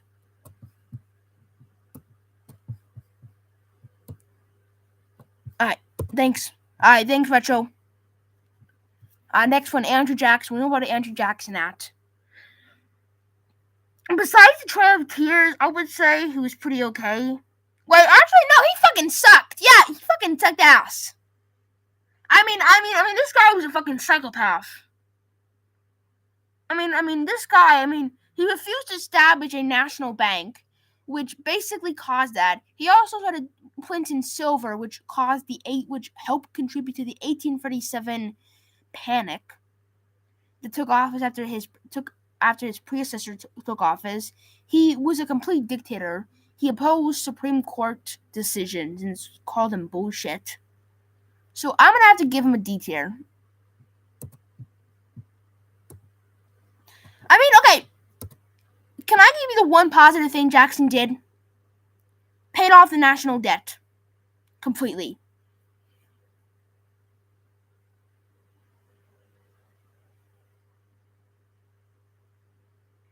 Oh no, God, oh Hickory. Oh, okay, fine, D tier. I hate old Hickory.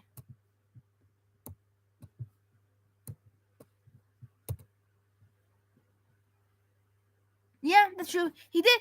I mean, yeah, he did handle the notification crisis, and plus, he also was the only president to pay off the national debt, which I do think is very impressive. The national debt was like $20 million, and he paid it off completely. It remained paid off until until Martin Van Buren got in office. Goddamn Martin Van Buren. All right, what do you want to put Martin Van Buren at? I'm gonna say he goes in D tier. I had him on my worst presidents list. Yeah, F. Yeah, I would say F tier. Yeah, I'm sorry, F tier. I had Martin Van Buren on my worst president tier list of all time. He was like a number 6. Because his handle of the Panic of 1847 was fucking ass. It was booty. It was terrible. I mean, he completely handled it in such a terrible list. I mean, it happened. I mean, you can talk about like, yeah, it happened like a couple months when he took office, and he had no idea how he could control it. Deadass. Yeah, he was. He was like he was like the Hoover of the 19th centuries, disliked by everyone.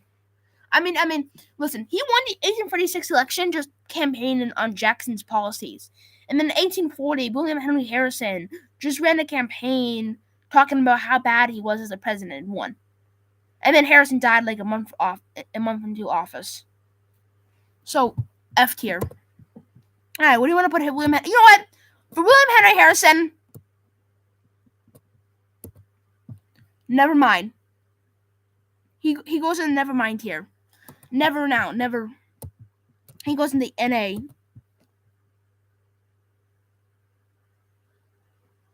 Bro, he died like a month into office. Has an excellent path. He did. Yeah, he did. I mean, he did with Henry because, but like we also gotta mention that like he was only president for like a month.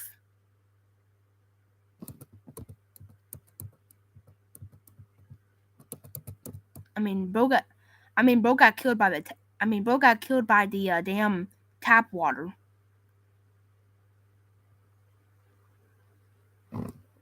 Bro got killed by the Washington D.C. water.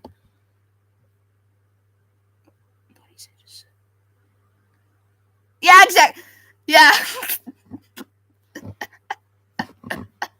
Yeah, bro. Yeah. All right. What do you want to put John Tyler at? F tier.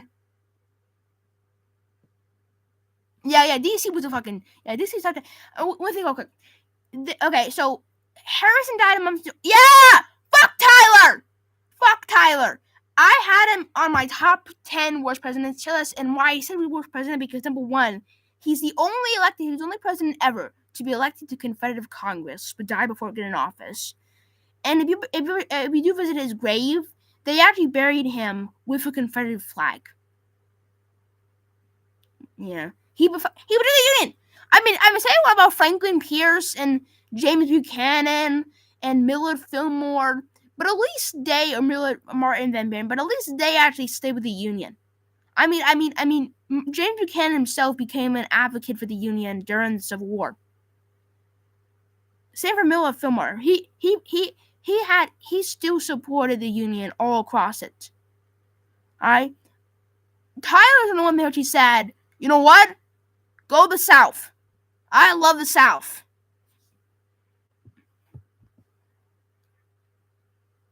Yep.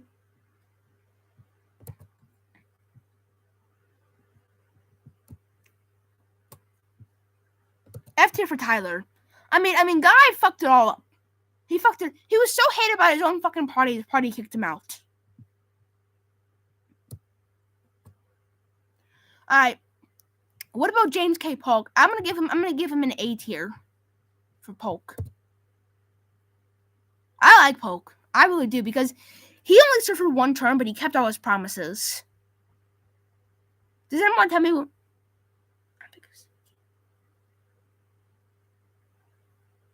Definitely. Yep. Polk A tier. Yep. Does anyone want to tell me what some of Polk's campaign promises were? I kind of forgot. I do know.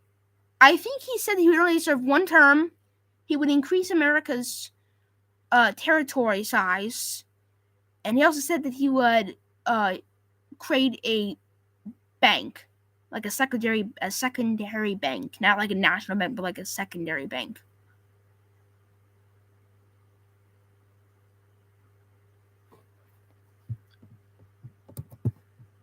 Oh, the Bigelow.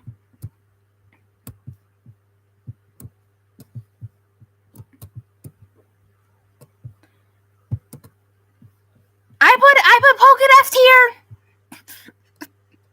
He sucks. All right, next one. Yep, lowered tariffs, conquered southwest of Mexico, negotiated Oregon Trail, the UK, created the national bank. Yep, definitely. Yeah, and ran one for only 1 shot. Yep, he definitely deserved that A tier ranking. Definitely deserved that A tier ranking. Definitely.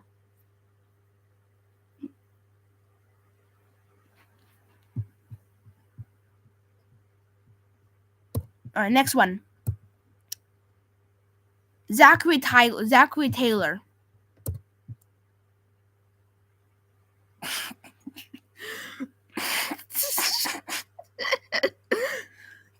Can you name me one thing he did as president?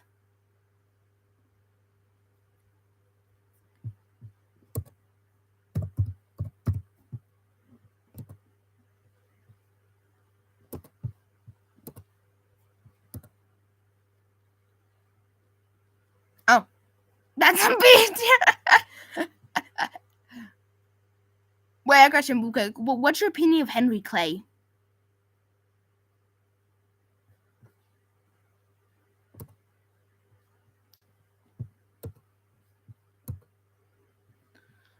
You know about what's good about, but I'm gonna have to give him I'm gonna give him a never an NA tier, because he technically only served for like a year and then died. So, really wasn't that president for such a long time. Sorry about that. All right, next one. Miller. Oh, F tier.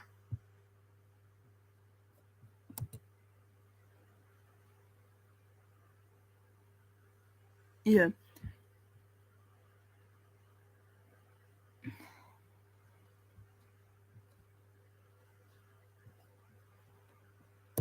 F tier all the way. Fuck Miller Fillmore.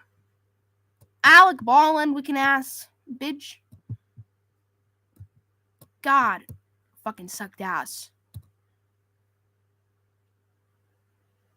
I mean, yeah, I see that. Nah, yeah. Bro, does anyone... Okay, the Fugitive Slave Act is one of those bills where, like, it sucked ass. It completely sucked ass. Okay? It basically allowed sovereign states to send out bounty hunters to capture free slaves that escaped from their masters in northern states. So, like, let's say you're living in Vermont, right? A free state. All of a sudden, a sovereign bounty hunter come up and say, "We're looking for a damn free slave that escaped from Georgia. You gotta help us out, because according to this law, it's necessary." And you're forced to help him out.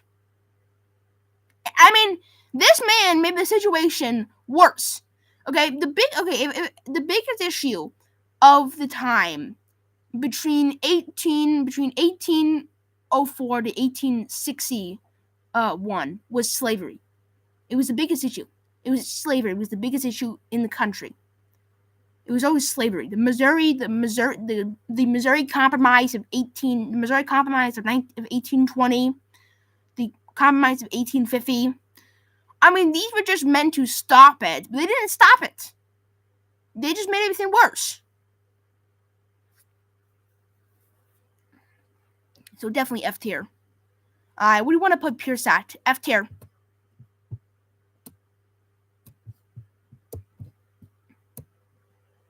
Little bitch boy. Yeah, F tier. Bro, imagine being such a bad president that you were kicked out by your own fucking party. You weren't even nominated. You got nominated in 1852. He was a drunk. He was, and also Mr. Beat. Also, Mr. Beat also hates him. Yeah, he said the Kansas and Nebraska Act was a terrible fucking law. Oh my god, bleeding Kansas. I mean, hundreds of people died in Kansas because of his fucking policies. And then, what's about it? He was a Northerner, but he was extremely pro-slavery. I mean, this guy probably jacked off to pro-slavery porn.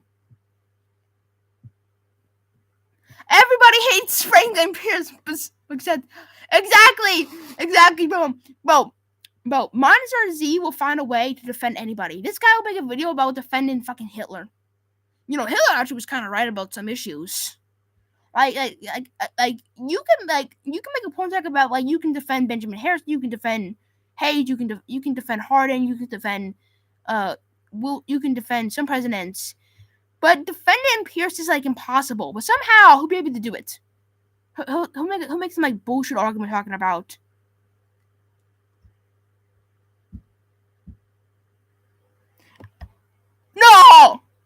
No, don't.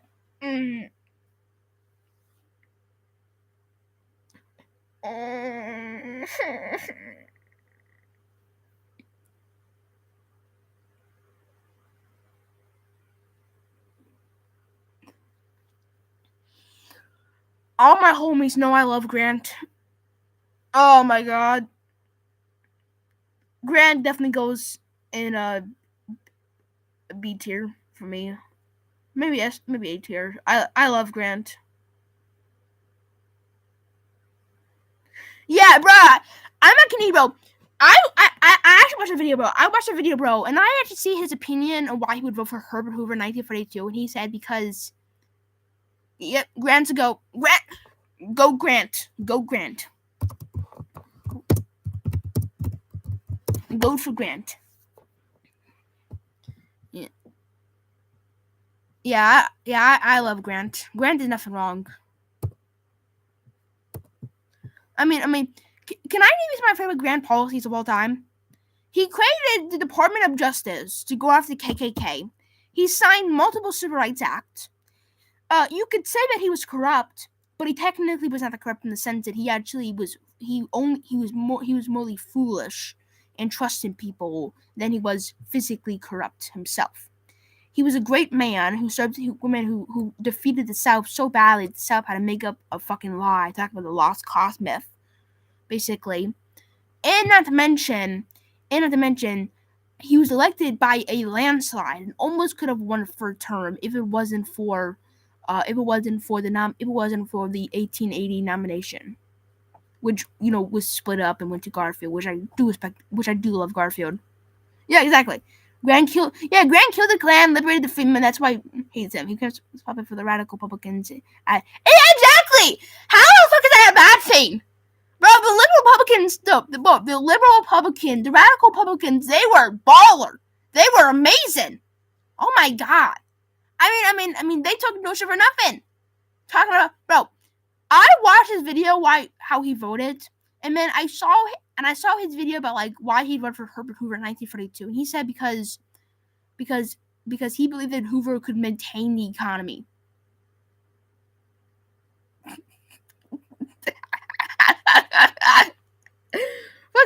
Bro, he said he would vote for Herbert Hoover in 1932.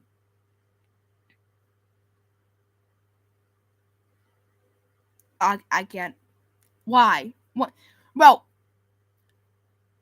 you have what? You have the bonus on my March. I hate prohibition.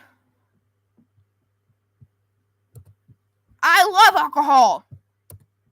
I can't drink, but I still don't support prohibition. I think it's stupid. Sorry, but what do you want to put James Buchanan at? F tier. You know what?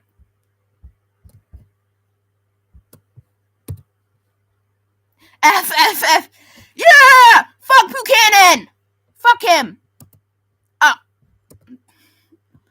Alright, we want to put Abraham Lincoln at S tier.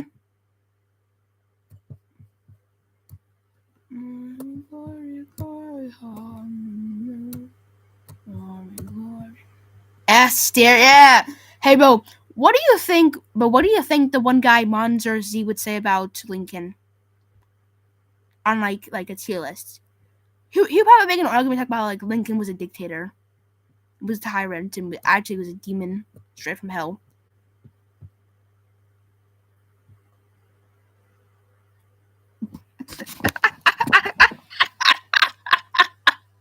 So he thinks Lincoln's a dictator, but he thinks Trump's not.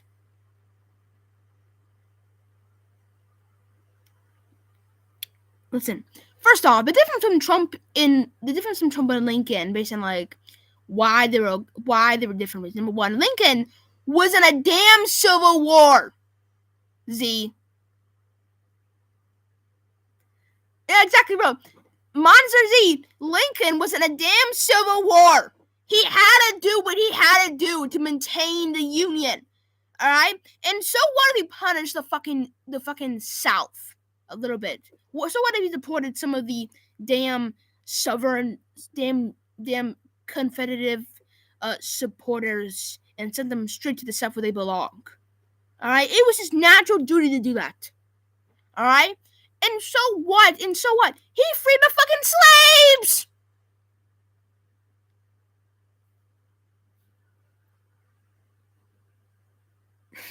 Exactly.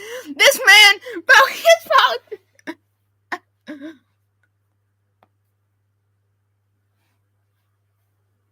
I mean, bro, you can tell me right now that Lincoln's a dictator, but Trump, come on, bro, Trump can literally nuke Greenland, all right, and he would still defend him. Imagine if Lincoln nuked Greenland. What do you think he would say? Lincoln's gone too far. How dare he nuke Greenland? Trump nukes Greenland. President Donald Trump nuked Greenland. Yay! Yay! We need Greenland. We need Greenland. I can. What do you want to put? You know what? We want to put Andrew Johnson. F tier. Andrew Johnson. F tier probably. Yeah, F tier. I would definitely say. F tier. Where's he at? Where's he at? F tier. Oh, I can't find him. Oh, there's.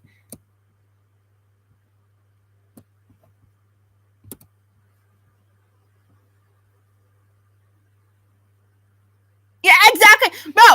How the fuck is Reagan a fake conservative? How? And Trump's not. Trump's a real conservative. Listen, first off, Trump is an opportunist to the core. He's an opportunist because he takes advantage of which factor he talks about. You understand how Trump works. You understand. Yeah. Exactly!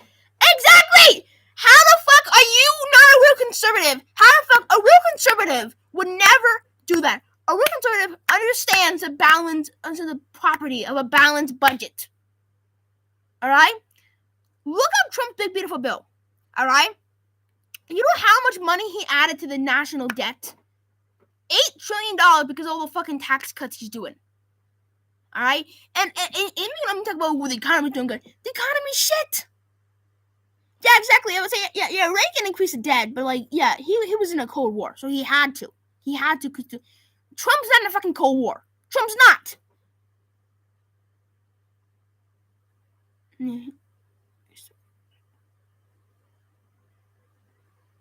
Definitely. Yeah, but I don't understand, but how the fuck how the fuck can people like Monsters they defend Trump even though the economy's not doing so good? It's still doing bad. I mean, that's like me defending Herbert Hoover by 1932. Yeah, you know, we're technically depression. Yes, God, I'm sorry, but I lived through COVID, probably as we all did, and the economy was so fucking bad. I mean, the stock market was down. The unemployment rate was like 16%. Inflation was low, but like, so what? It was fucking low. I mean, during the Great Depression, inflation was like negative, and the economy was still bad. All right, and now every fucking Republican forgot about that. Every fucking Republican who voted for Trump forgot about that. It's like they have, yeah. The unemployment rate was 14.5%, which is the highest in the exactly. How the fuck do they still decide? The unemployment was 14.5%, but I'm still gonna vote for him. What? Well, he handled everything bad. He's handling the Ukraine war terribly. Oh my god. God damn. I mean, on the Ukraine war, he handles it like a fucking dumbass.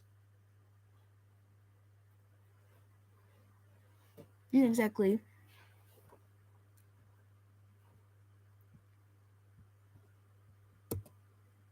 What do you want to put Grant at? A tier? B tier? I'm gonna give Grant a B tier. No, A tier. A tier for Grant. Grant's a goat.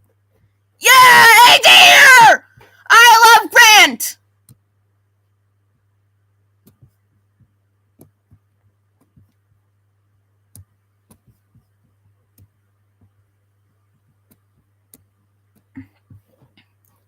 Next one. Ruther B. Hayes.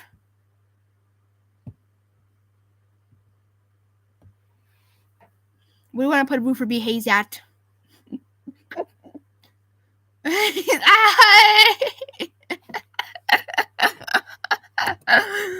Bro, what the hell?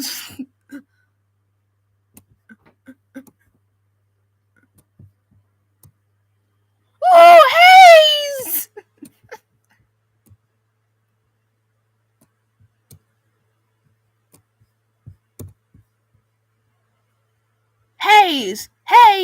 Hayes!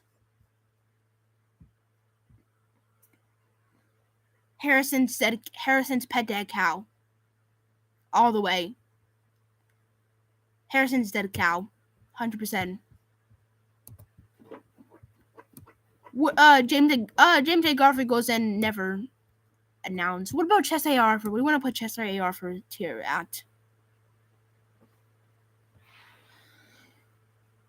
Yeah. What about Chester A. Arthur?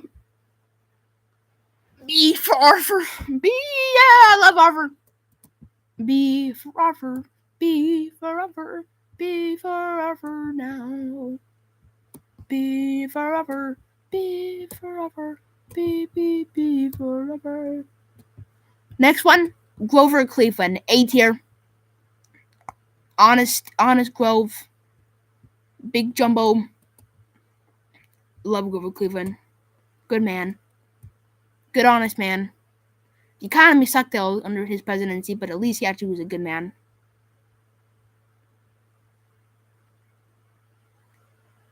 No, that's fake news. That's fake news. It's fake news. Fake news. Fake news. Fake news. Fake news. That's not true at all. No, not true at all. Fake, made up. That's Democrat propaganda. Wait, fuck. Cleveland was a Democrat. Sorry. That's Republican propaganda. Don't believe everything you hear on TV, kids. Cleveland was a good man. He was a good patriot. The economy was bad though under his presidency. So, but what do you want to put Cleveland at? I'm gonna say like C tier.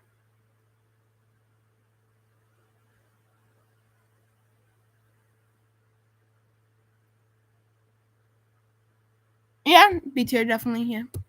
Alright, well, let's do B tier. Yeah.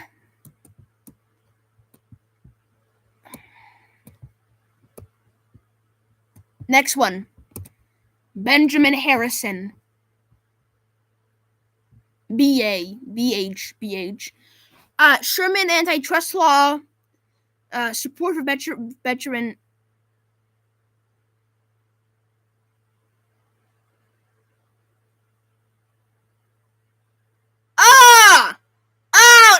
bad. Sorry. All right. We want to put Harrison at. I'm gonna say C tier. I mean, he did marry his cousin though, but that was common. And besides the Wounded Massacre, which was really bad. Oh, what about the Sherman antitrust law? That bill was good though. My boy John Sherman supported that. Love John Sherman. And I mentioned his support for veteran for support. Yeah, that was Sherman's law was excellent. The Sherman law was an amazing bill. I mean, John Sherman himself had no idea how influential the bill would be. He just thought the bill was just gonna be okay. All right.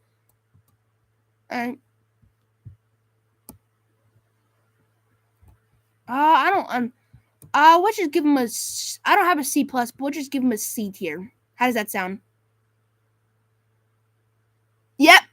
Never mind. D tier.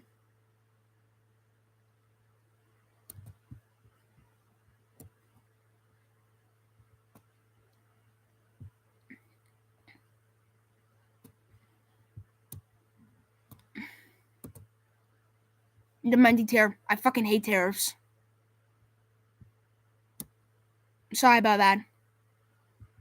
Wait, no. I'm gonna be nuanced and give him a C tier. C tier.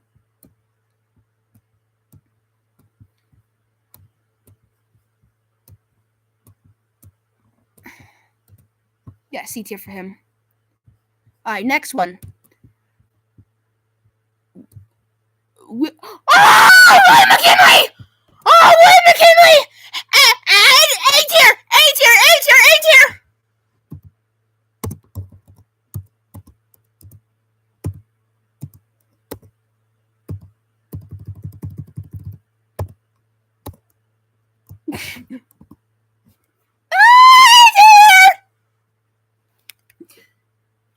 I love McKinley!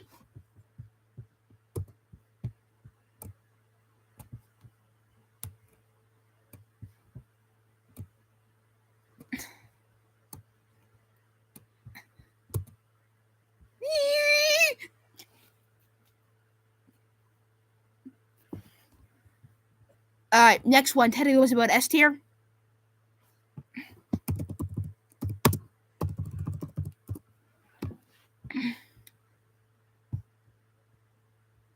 S tier all the way for Teddy Roosevelt. Yeah!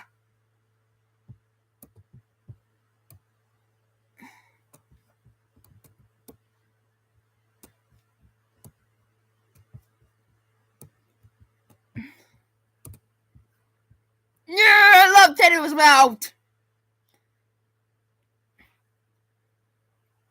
Bro got shot in the chest and still gave a speech. Still finished his speech.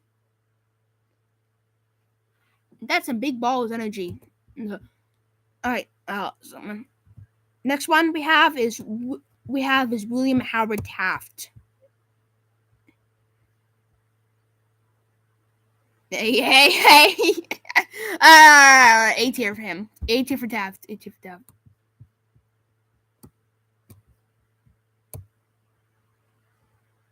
Wait. I must say B tier because the whole panic Arctic tariff, and also because he kind of want to be nice real quick, but they kind of,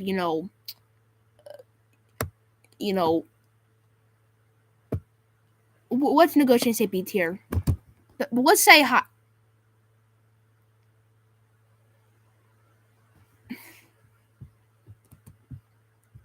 We'll do high B.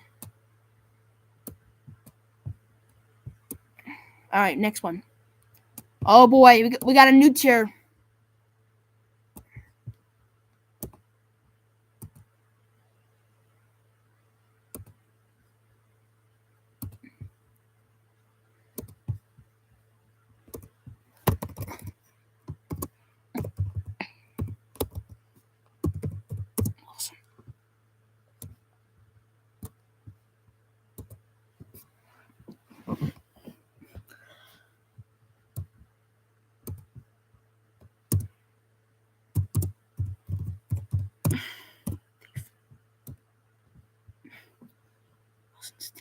There it is, guys. We got it.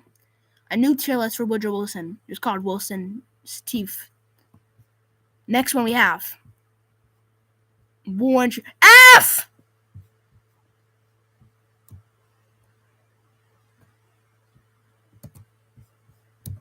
F for Hardin. F for Hardin. F. Wallaby Hardin. Wallaby Hardin. Wallaby. Yeah. Does anybody? I think my favorite Hardin quote of all time is probably. Probably had to be let's see. He had this like famous quote. I always like his one quote he ever had. I think he said like, I don't deserve to be president, and I have never should have been elected in this office. Yeah, he sucked ass. Teapot Dome scandal. Cheated on his wife and then birthed a child. Real story. Yep, definitely. Wood should have won. Go Wood. I love Wood. Big Wood. Man, Wood did nothing wrong. Alright, what about Calvin Coolidge? A tier or S tier? B tier.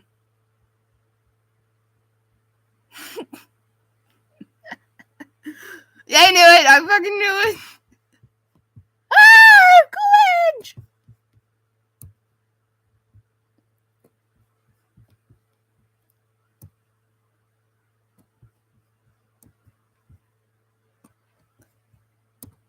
All right, I'm putting next one we have Herbert Hoover F.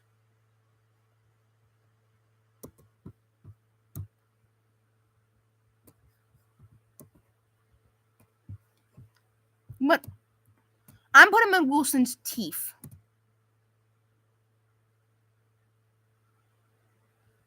Wilson's teeth tier.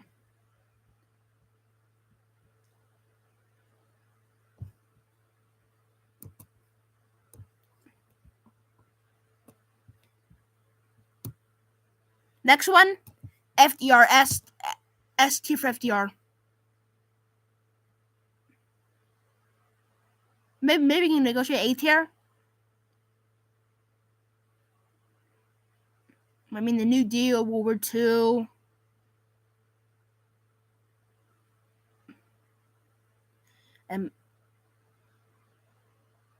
Yeah, that's pretty bad. I'm gonna give him an A tier.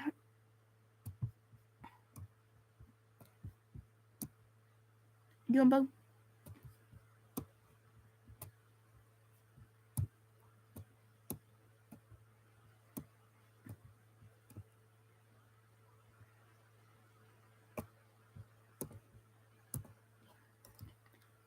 Fuck.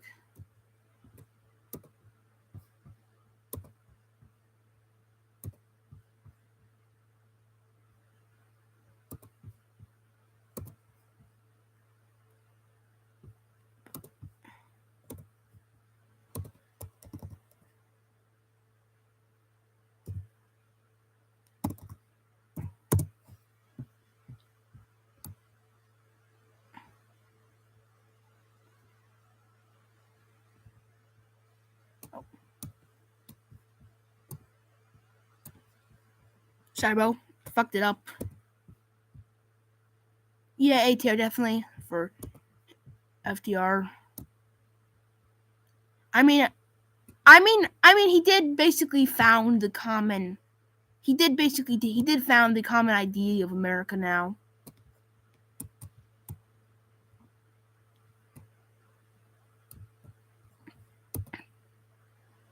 Next one, Harry Truman. A tier. That is my opinion, though.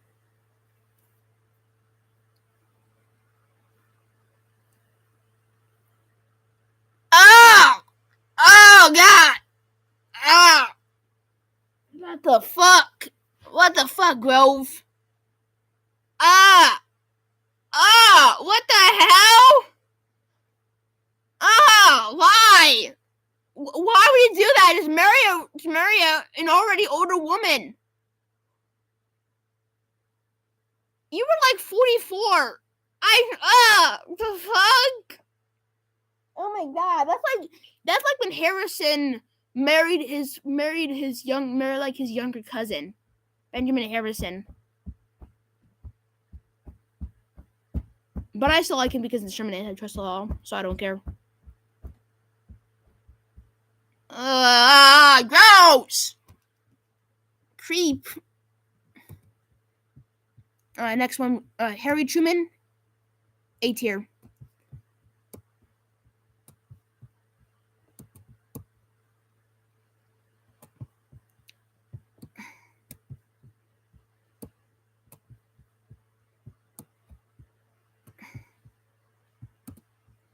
Yeah!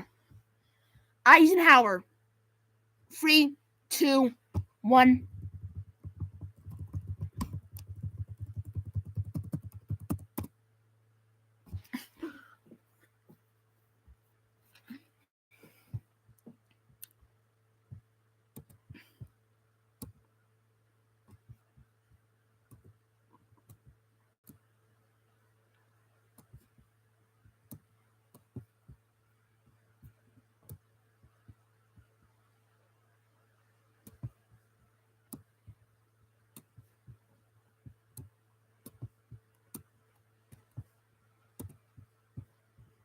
John F. Kennedy, B tier.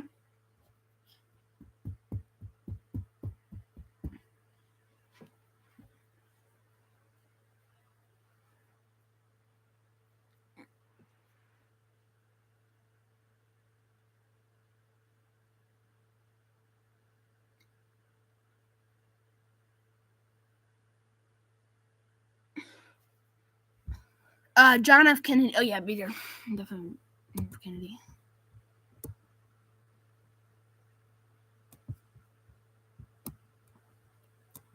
All my homies.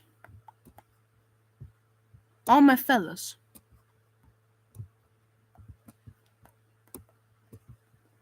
Next one we have LBJ. Besides Vietnam,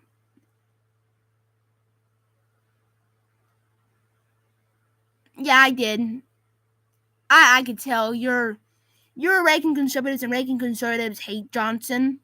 But for me, I'm gonna have to give him a higher tier because of a lot of his accomplishments. Medicare, Medicaid, the Civil Rights Act of 1964, Head Start, which started like education for African American children all across the country. Not to mention, you also make an argument and say that Vietnam was kind of more like the fault. Yeah, yeah, man.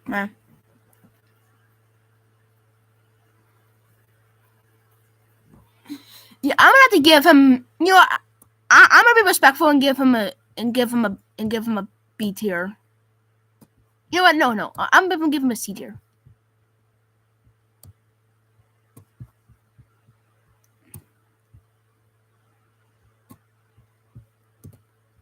Below Kennedy, though. Below Kennedy. Just saying because of Vietnam and so that, but I still. Actually, no. You know what? No. Vietnam gets him down a little bit.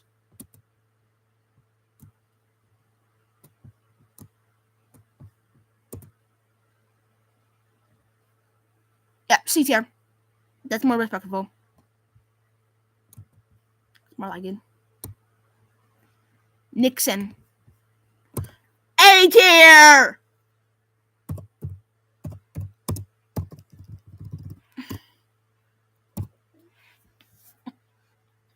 Nixon, A! Nixon now to find a way. That's what I'm talking about. Nixon. Nixon did nothing wrong. That was all made up. Nixon was innocent. Never actually happened. Made up. Fake news. It was all lies. It's all lies. They betrayed him. They covered it up to give Nixon in trouble.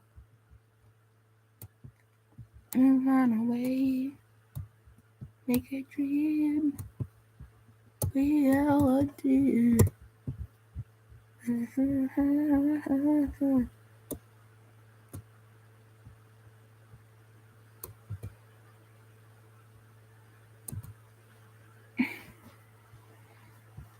Right. Yeah, Watergate did. Yeah, the manufacturing. You know what? See there.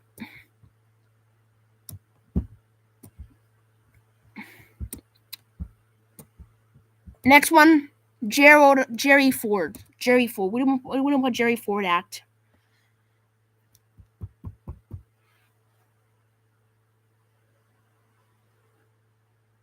Be there. Yeah, that's a good dick. That's a good pick.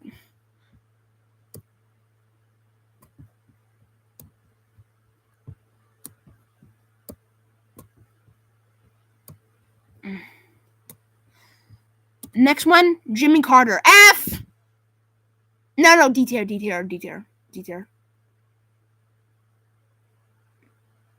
Oh yeah, I forgot about that. Yeah, I'm actually on special ed myself, so I gotta get Gerald Ford a B tier because of that. And I also not to mention he was a good. I also like Gerald Ford because he's a good man, honest patriot. You could argument say that he pardoned Nixon, but he pardoned Nixon because he wanted the country to heal. Oh, and he also created something called the Safe Drinking Water Act, which basically established. Yeah, man, I love Jerry Ford. Great man, great patriot. Sorry, Jerry Ford was a great guy, but he had a tough time being president.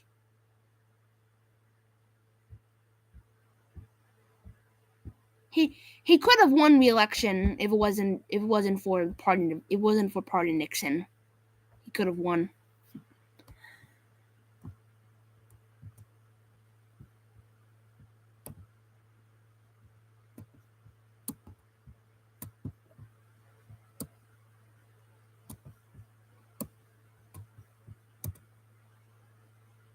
Yeah, Carter. I feel very good Carter detailed though because even though he deregulated some of the systems, there was still stagflation, and his response to the his response to the Iran hostage was really bad.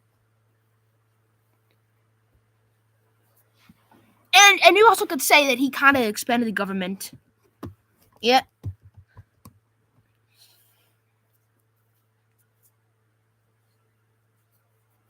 All right, next one. 3, 2, 1. The Gipper.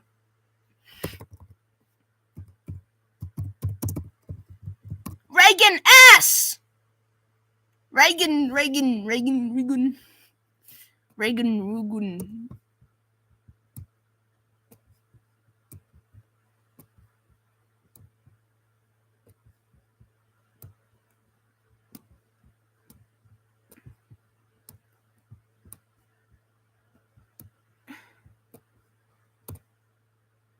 No!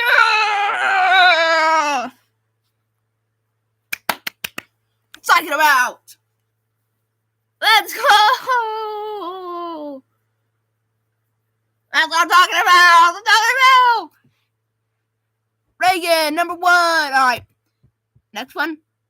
Bush Senior. C tier.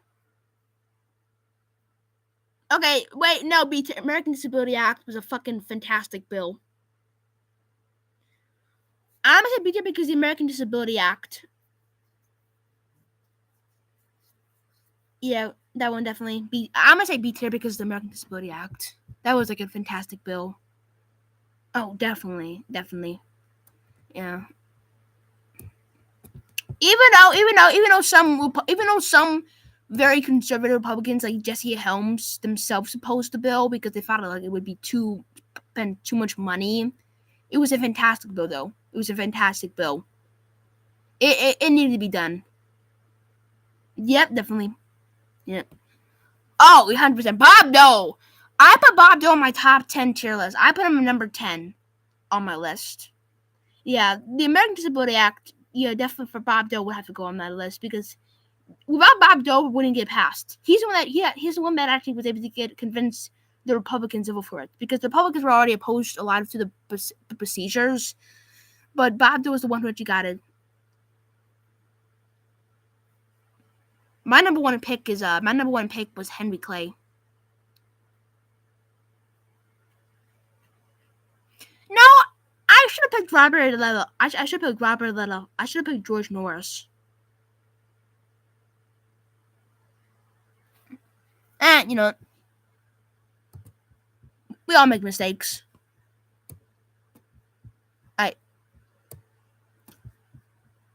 B tier for Bush because besides his handling of the Rodney King riots,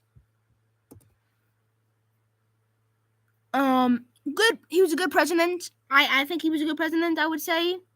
The economy, though, was not that good under his presidency, but at least he actually was a good man and actually was a good person. Not like nowadays, where most people are just nowadays most politicians are the most scummy ass people on fucking planet Earth. Yeah. He also ended the Cold War. Was he? American Disability Act, which basically established that people with disabilities have the right. Wait, hold up.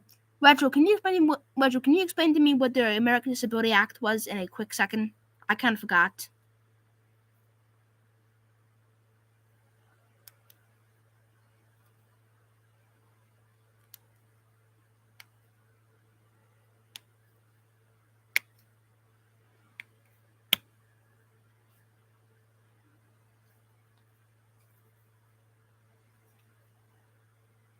Bill Clinton. NAFTA.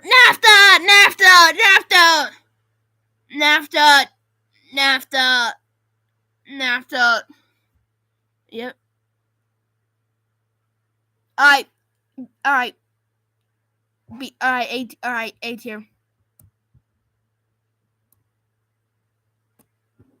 So, actually, no. B tier. Be nice. B tier. Bill Clinton.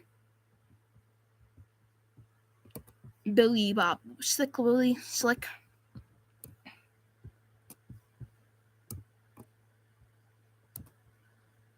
Modernization.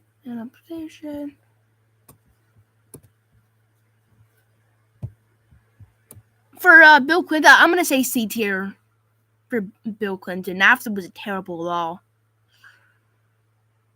It fucking sucked ass.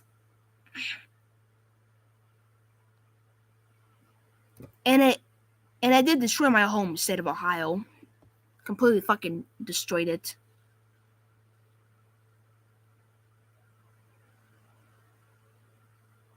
Yeah. B tier, that's respectable, yeah.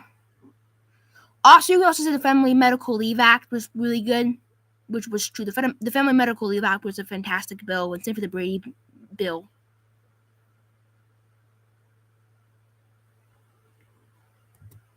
But, I'm still going to argue and say that, I'm still going to say it because I'm from Ohio, and Ohio, NAFTA destroyed our state badly. Super badly. I mean, a lot of our jobs went overseas basically because of it.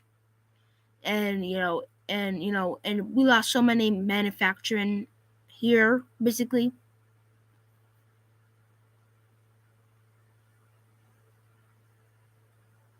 Yep. Completely fucking destroyed it.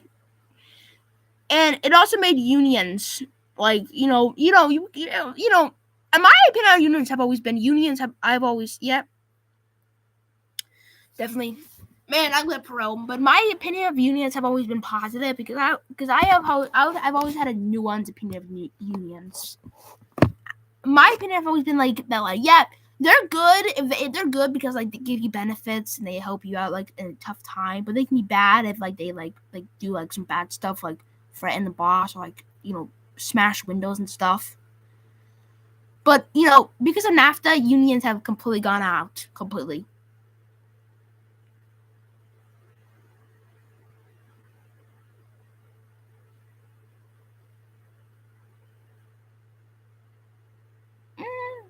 Kind of. I mean, ooh, that's kind of like a. Well,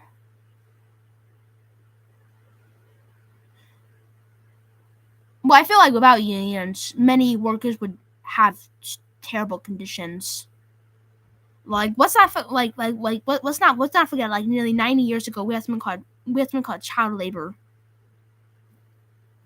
which thank the Lord is gone now. We also had like no minimum wage and no workers' rights, basically. So unions can be bad if like if they're run by a bad person, but unions can be good if they're just there to help the workers. So Bill Clinton, B tier. Next one, George W. Bush. Yeah, they are. Yeah, they're run by bad people. F.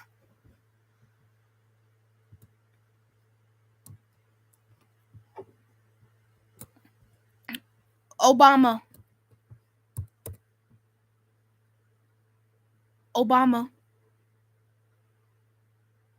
We want to put Obama at D tier.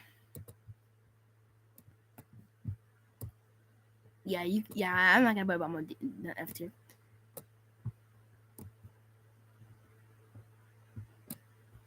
Trump.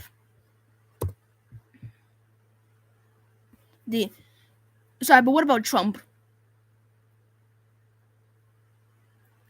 F. I hate Trump. Yeah. Wilson's teeth.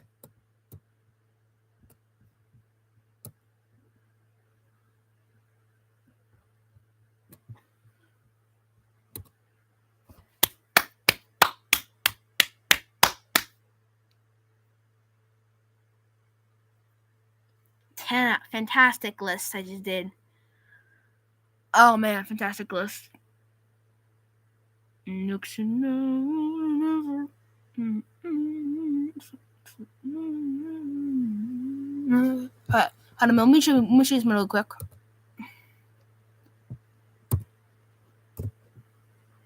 Yo, chat.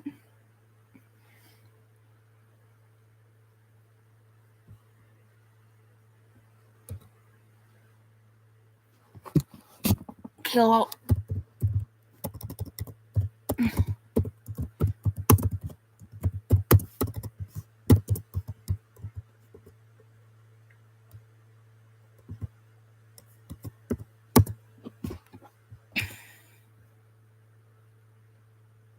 Oh God! He would put every president I picked in S tier and F tier probably, and then put Trump in S tier, 100%. He would. He 100% would. He would find a way to put Trump in S tier. Yeah, he would. Yeah, he would. If you saw my list, and he said he would call my list dumb and communism and stupid, and he put my list in S tier and F tier, and put every president I put in A tier, F tier, S tier, F tier, B tier, F tier. He would pick Trump in S tier. Then he would pick Wilson to be in S tier too. Franklin to be in S tier. James Buchanan to be in S tier. Yeah, he would pick all the presidents to be in S tier.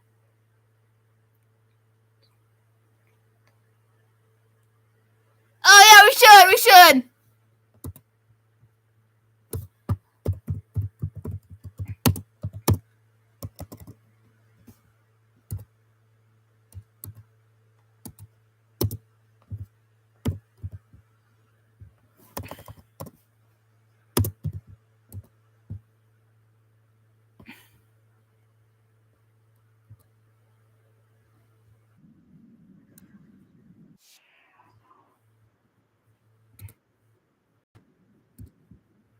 Best presidential election across history. Now, a friend had proposed this idea to me and I thought it'd be pretty fun, so I figured, hey, why not? Hello audience, Mr. Z here with another video for you. Channel, welcome. We have videos like this every week, so be sure to subscribe and stay tuned. Let's begin with elections 1788 and 1792. Already we're going to have a couple caveats here. First and foremost, Washington is running unopposed. And even if anybody was running against Washington, why would we vote for anybody but Washington? Caveat number 2, I'm a New Yorker. And I forget if it was 88 or 92, but in one of those elections, New York forgot to submit their slate of electors. So New York votes didn't count. Caveat number 3, I technically would not be eligible to vote until, I believe, 1821. So I would not have been able to vote in any election between America's founding and that point in the state of New York. So these are just the presidents. I'm even if I lived during that time, these are the presidents I would have voted for, but I couldn't. Either way, George Washington. Like, come on, who else are we going to vote for? Election 1796, John Adams versus Thomas Jefferson. I'm going to go with John Adams. Yeah, me John too. Adams was Jefferson. Washington's hand-picked successor. He honored many of Washington's policies, and I think he was a very appropriate figure to succeed Washington. Washington, of course, served without a party affiliation. Adams was a Federalist, but Washington and the Federalists had very much in common. And by the end of his life, Washington was essentially a Federalist. Election 1800 is a rematch between Jefferson and Adams, and unfortunately, Adams would not win. I would still support Adams in this election. I just don't trust Jefferson at this time. And look, I'm saying this as somebody who, in contemporary times, I like Jefferson as a figure. You know, I think he was a very intelligent man. I think he was a very capable politician, but he was the wrong man to lead America at the Oh, shut the fuck up! America was still in Shut the its fuck up! infancy. It needed a policy Bro, platform, you went a strategy that was going to Trump over strengthen the everybody nation at else. home, If Trump make ran the for country first term, more he's never support Trump self-sufficient, over anybody else. basically give it legs to stand on. And we were still developing that. Jefferson wanted to go in the opposite direction. He said, we need to go back to basically the system we had under the Articles of Confederation, where we were decentralizing power, giving the states more autonomy. On top of that, he was highly antagonistic toward Britain. Heck, you had good relations between the U.S. and Britain in the immediate aftermath, where you had, we were developing trade ties. We were talking about being a community. We're independent, but we're still in relations with Britain. And Jefferson comes along and says, no, we hate Britain. We hate the monarchy. Let's go France. So, I would still vote for Adams this time around. Election 1804 is going to be Jefferson versus Charles Pinckney. Pinckney is a Federalist, but he is a Southern Federalist. His policy is going to be a little bit different than Adams. If memory serves, he was a lot more pro-slavery, but the support for a strong centralized government and the building of domestic American industry, domestic American institutions, that's still being upheld. And I will support that over Jefferson's decentralization. Election 1808 is going to be Charles Pinckney versus James Madison. Once again, I'm still voting Federalist. James Madison, I guess I'm a little bit more sympathetic toward insofar as policy at the time than Jefferson, but Madison still has some serious baggage with him. He's the reason we got into the War of 1812, after all. The antagonism toward Britain needs to stop. We need to rebuild we have to have just peaceful relations with Britain. We don't need to antagonize them. We don't need to be their friend. But we don't want to instigate conflict. And what's been going on, of course, the reason we got into the War of 1812, on one hand, it was a show of force. Like, hey, don't mess with us, we're independent. And on the other hand, it was a response to Britain basically taking, supposedly, American sailors. A good deal of them were certainly American sailors, but many of them were escaped British citizens who were trying to avoid conscription. This was an issue, and it was further instigated by the hostility the Democratic Republicans had toward Britain. I blame them. I'm blaming them and their policy for this. I'm voting Federalist. Pinckney, like I said, I don't agree with all his policy, but the overarching Federalist policy I can get behind. Election 1812, we have James Madison versus DeWitt Clinton. Again, War of 1812, this is frickin' screwy. I get that a lot of people are going to support the establishment government because we're at war. We need to be patriotic. But this faction also got us into the war. This faction also instigated the conflict. Winning. There's that Grant was a terribly corrupt politician, or at the very least, he allowed for corruption to become widespread throughout his administration. I'm not voting for Grant. I don't really want to vote for Horatio Seymour, but I will vote for him in opposition to Grant just because there is no other real option. Election 1872. Once again, we have Grant running.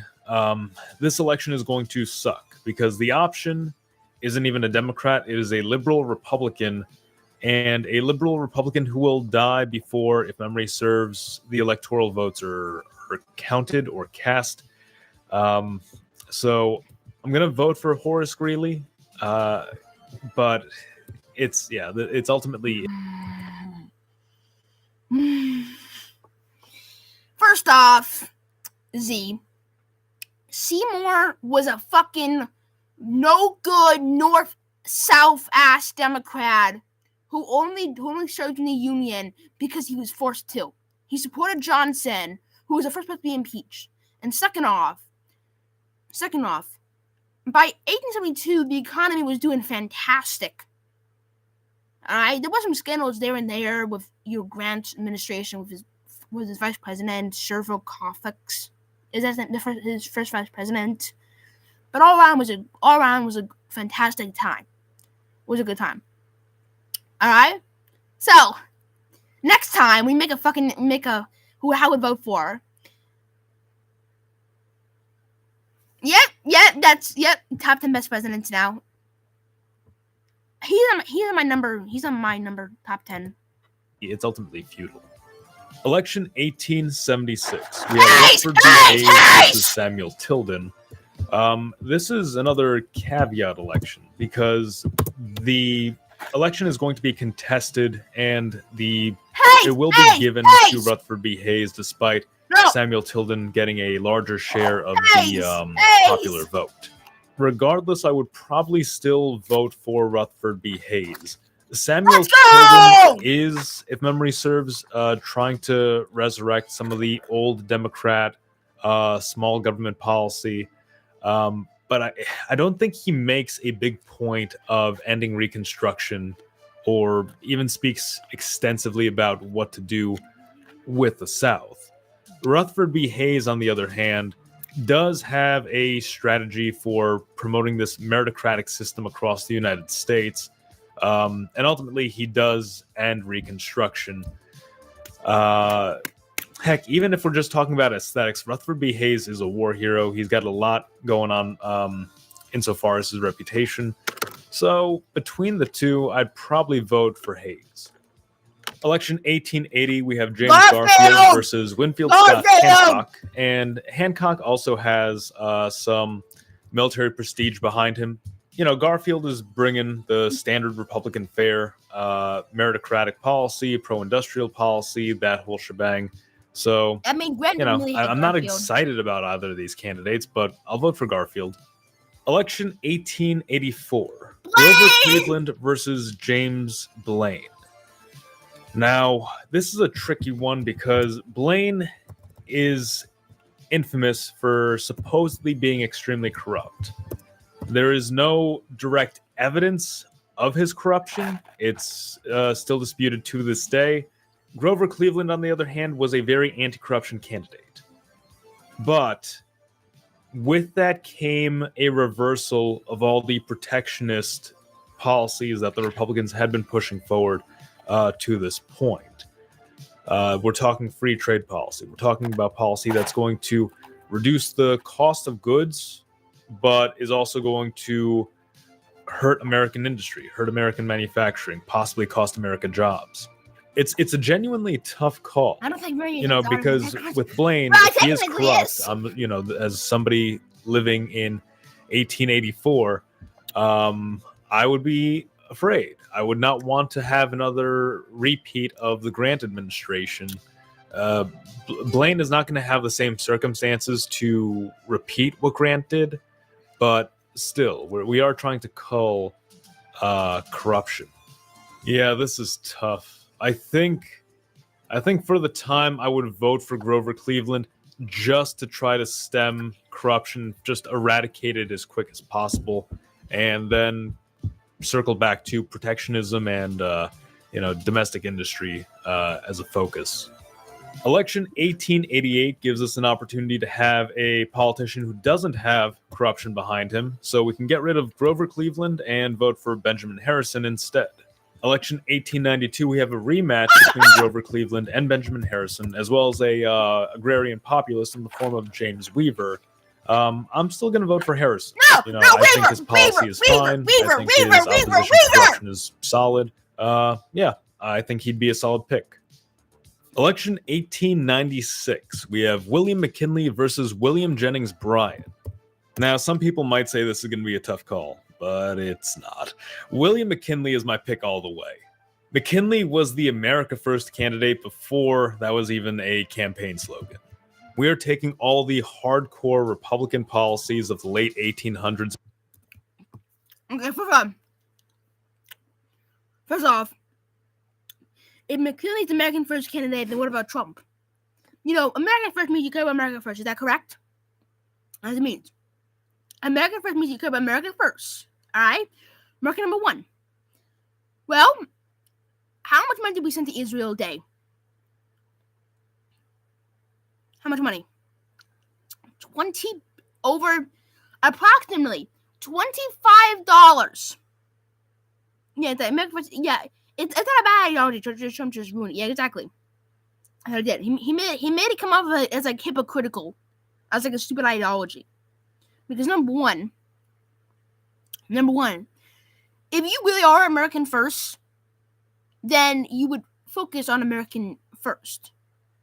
Trump, he's been given money. That's true. Yeah, he was. You know what? I'm gonna say McKinley though. I'm sorry for being kind of biased. And we are intensifying them under McKinley. Kind of biased. I'm talking stronger tariffs. I'm talking about projecting America's strength within the American sphere, keeping American money strong, and invigorating a sense of national pride across the country.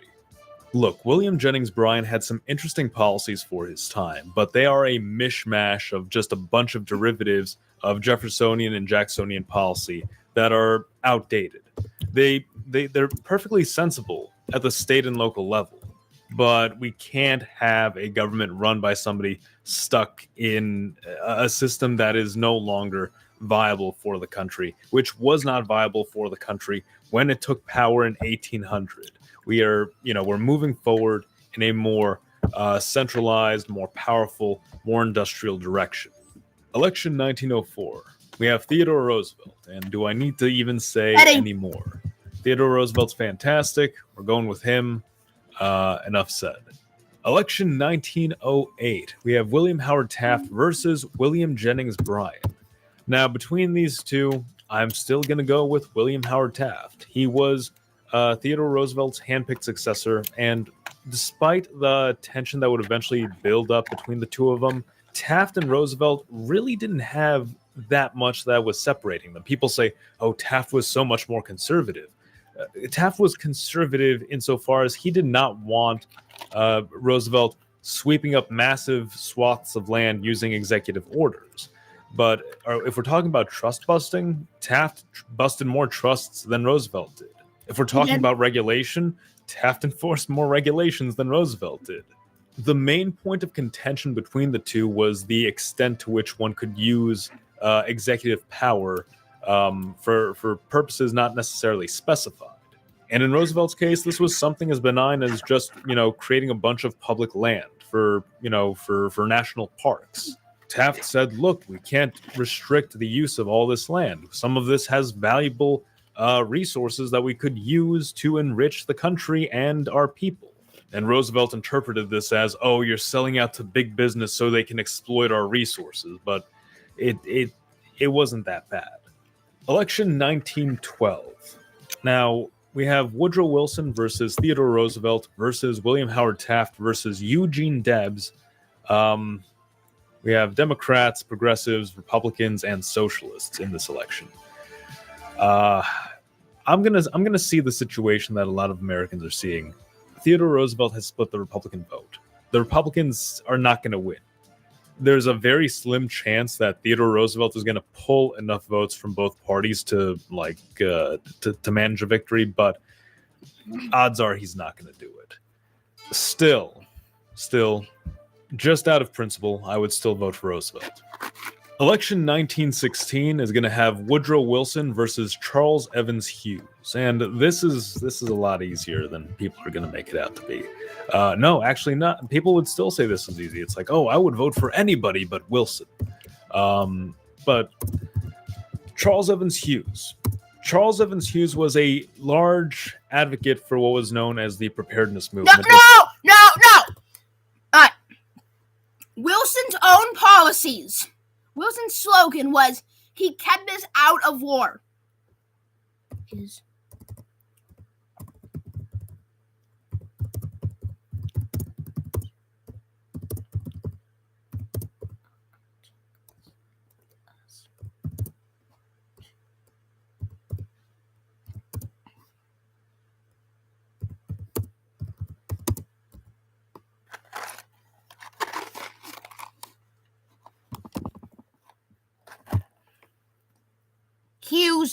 Hughes.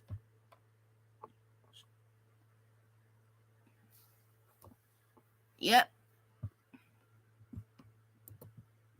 Which was basically, look, we are inevitably going to get into World War I, so we might as well start building up our military now, and so on and so What's up, forth. Gio? Very, very much interventionist, How you just doing? sort of like muddled with a bit of innuendo. Woodrow Wilson at this time, despite a lot of people saying that he was a warmonger from the start, was a strong believer that America could stay out of the war. He did not want America to be involved in foreign politics. He thought it was a dangerous idea for America to get involved in European affairs. That's why he campaigned on keeping us out of the war. Eventually, he was forced to break that promise, but during the election, he would be the anti-war candidate. I'm not a fan of foreign wars, so I'm voting Wilson this time around. Election 1920, we have Warren Harding versus James Cox.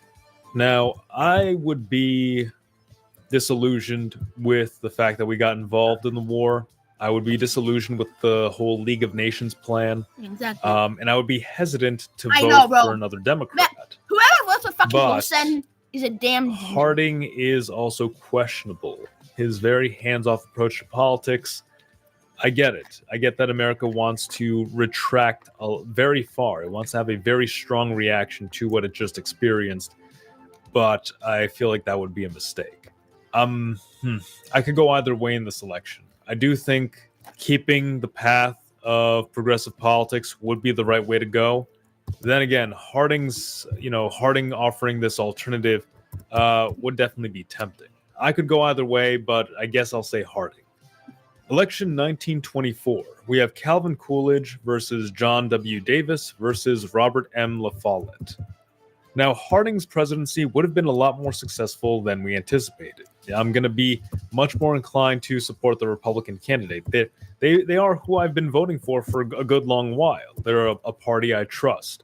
And, well, I didn't agree with all the policies of President Harding, but he did a good job. And Calvin Coolidge, who succeeded him, also did a good job. So who else would I vote for but Calvin Coolidge? Let's be frank, the progressive candidate probably isn't going to win, and the Democratic candidate is a heavy interventionist. So we're just going to go with the Republican this time around. Election 1928, we have Herbert Hoover versus Al Smith. We have two progressives, a Republican progressive and a Democrat progressive. And that New York nepotism is kicking in a little bit. Al Smith and I, we share some background. We might get each other a little bit. But Herbert Hoover, I think, has proven himself to be a fairly capable leader. During the Harding and Coolidge administrations, Hoover was the guy behind the scenes, pulling all the strings, making sure everything worked with what restrictions there were on him. Coolidge and Harding were very laissez-faire with their policy, but Hoover was an activist. He wanted to push forward some new progressive policy, and he was just doing all these different activities that he would earn the title Secretary of Everything. Yeah, I'm going to vote for Hoover this time around. All right, election 1932, the Great Depression. Hoover has disappointed. You know, he's made a lot of mistakes, and people are ready to find an alternative. But despite that, I would still vote Hoover, only because FDR has made clear that he does not have a plan for how he's going to tackle the Depression. Hoover, on the other hand, has been dealing with the Depression, and he has not done a good job of it. The New Deal! Hey, the New Deal! That's his fucking plan. What was Hoover's plan? More tariffs? How did the Smooth High Tariff Act go? Huh? Crash the fucking economy, made our allies hate us. The bonus army march. Fucking using the military against our own veterans. Alright? FDR all the way.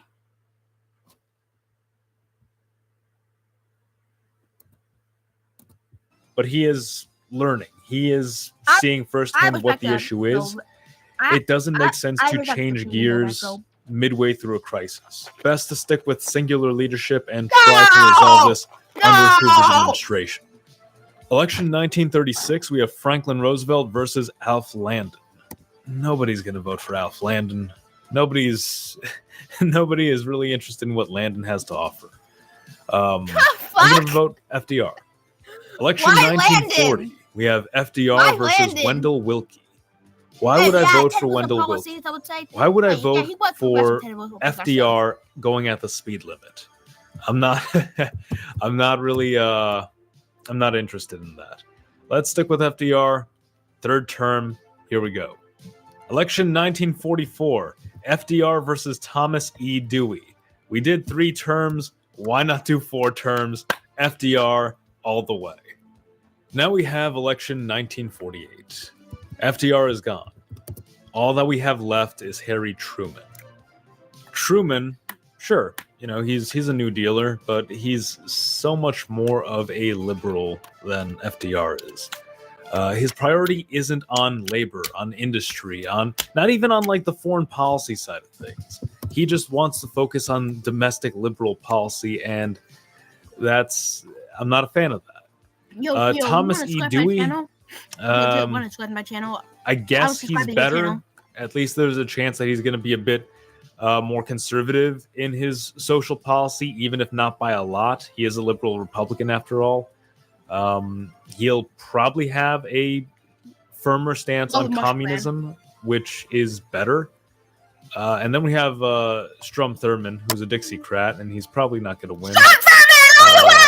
Between these guys, I'd probably vote Dewey. Election 1952, we have Dwight Eisenhower versus Adlai Stevenson II. Fun fact, Adlai Stevenson I was Grover Cleveland's running mate the second time around, I think. Now we have some trade-offs here.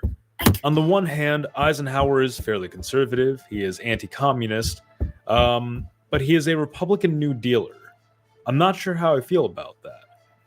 Adlai Stevenson, on the other hand, is a Democrat New Dealer. He has a history working with New Deal policy, so he's experienced in this, but he is very soft on communism. Heck, if memory serves, he even testified on behalf of a suspected communist during the communist trials. I genuinely do not like the foreign policy approach Eisenhower had adopted. I feel like Adlai Stevenson would at least be more domestic policy focused.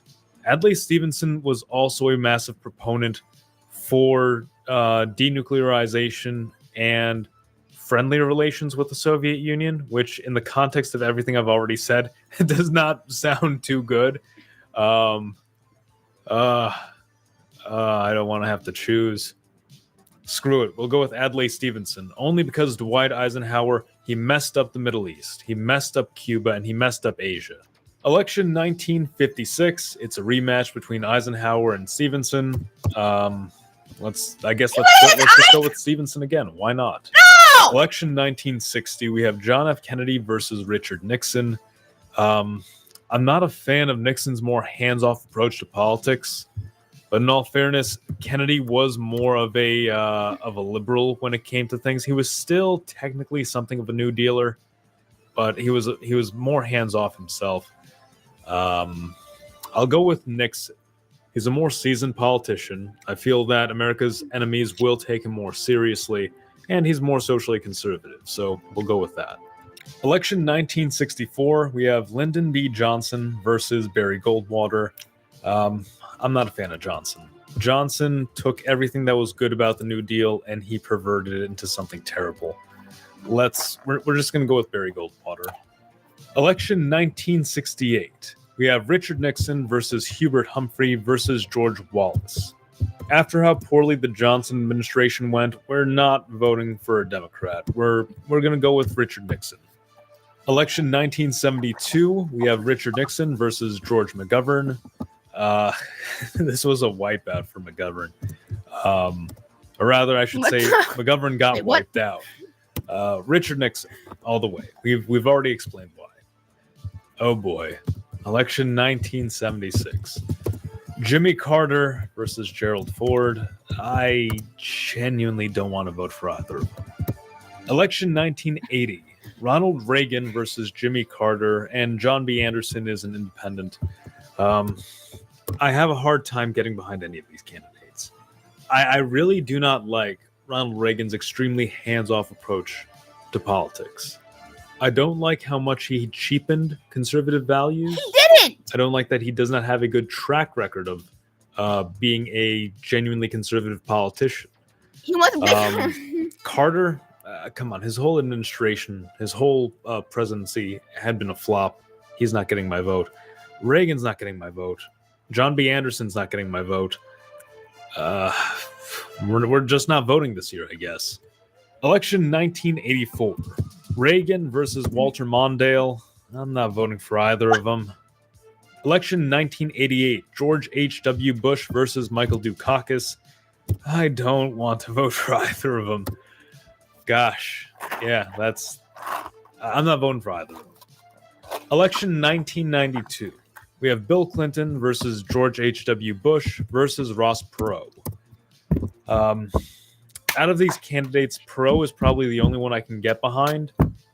Ever since Reagan, domestic policy took a serious backseat to foreign policy. And Perot would probably undo a good bit of that. He is running on a bit of a domestic focus and populist campaign. Election 1996, we have a rematch between Bill Clinton and Ross Perot. Also, Bob Dole is in there. Ross Perot, once again. Election 2000, we have George W. Bush versus Al Gore, and I do not want to vote for either of them. Election 2004, George W. Bush versus John Kerry. Two sides of the same coin. I'm not voting for either of them. 2008, Obama versus McCain. Do I have to say it? I'm not voting for either of them. Goodness, no. Election 2012, Obama versus Mitt Romney. I guess I could vote for Romney. His policy still sucks, but he's got some decent stuff in there, like a needle in a haystack, but hey. 2016, Trump, easily. First guy in a long time to actually take a position of, hey, we're going to focus on stuff back at home, and we can forget all that stuff abroad. We might be a superpower, but we need to put ourselves first. How can we expect to take care of other countries if we can't take care of ourselves? And election 2020, Joe Biden versus Donald Trump. Trump once again. Biden, it's interesting that he is adopting more of these domestic-focused policies, but Donald Trump's conservative stances, that still gets my vote. So, Trump 2020. And there we have it, how I would vote in every U.S. presidential election across history. I would ask all of you to tell me yours in the comments below, but I'm not expecting you all to write a big list, so maybe don't do that. But let me know your thoughts in the comments below. Like the video if you enjoyed it, and subscribe for more. Mr. Z, out.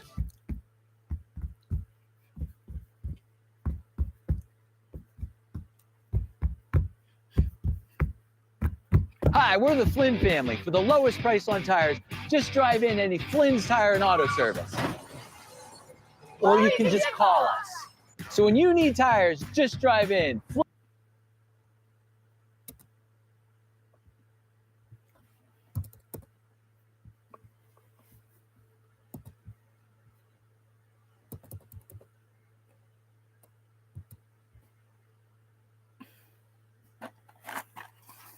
This video is sponsored in part by YouGov. Hey, I'm a person named Mr. Beat.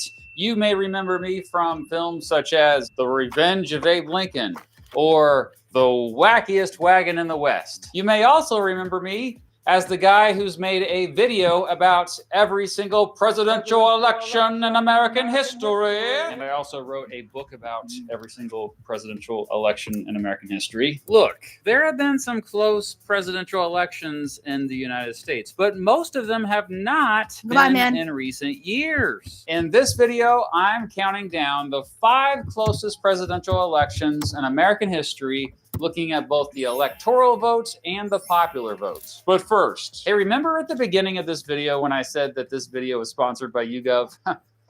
Well, I wasn't lying. It really is. YouGov is my favorite way to take surveys and make extra cash and earn rewards. I originally started using it when I was stuck in line somewhere. I think the DMV or something. It's just a great, quick way to answer questions and get rewarded for it. Here I am, once again, taking a YouGov survey on the toilet. I still can't believe I filmed this. Sorry. Anyway, YouGov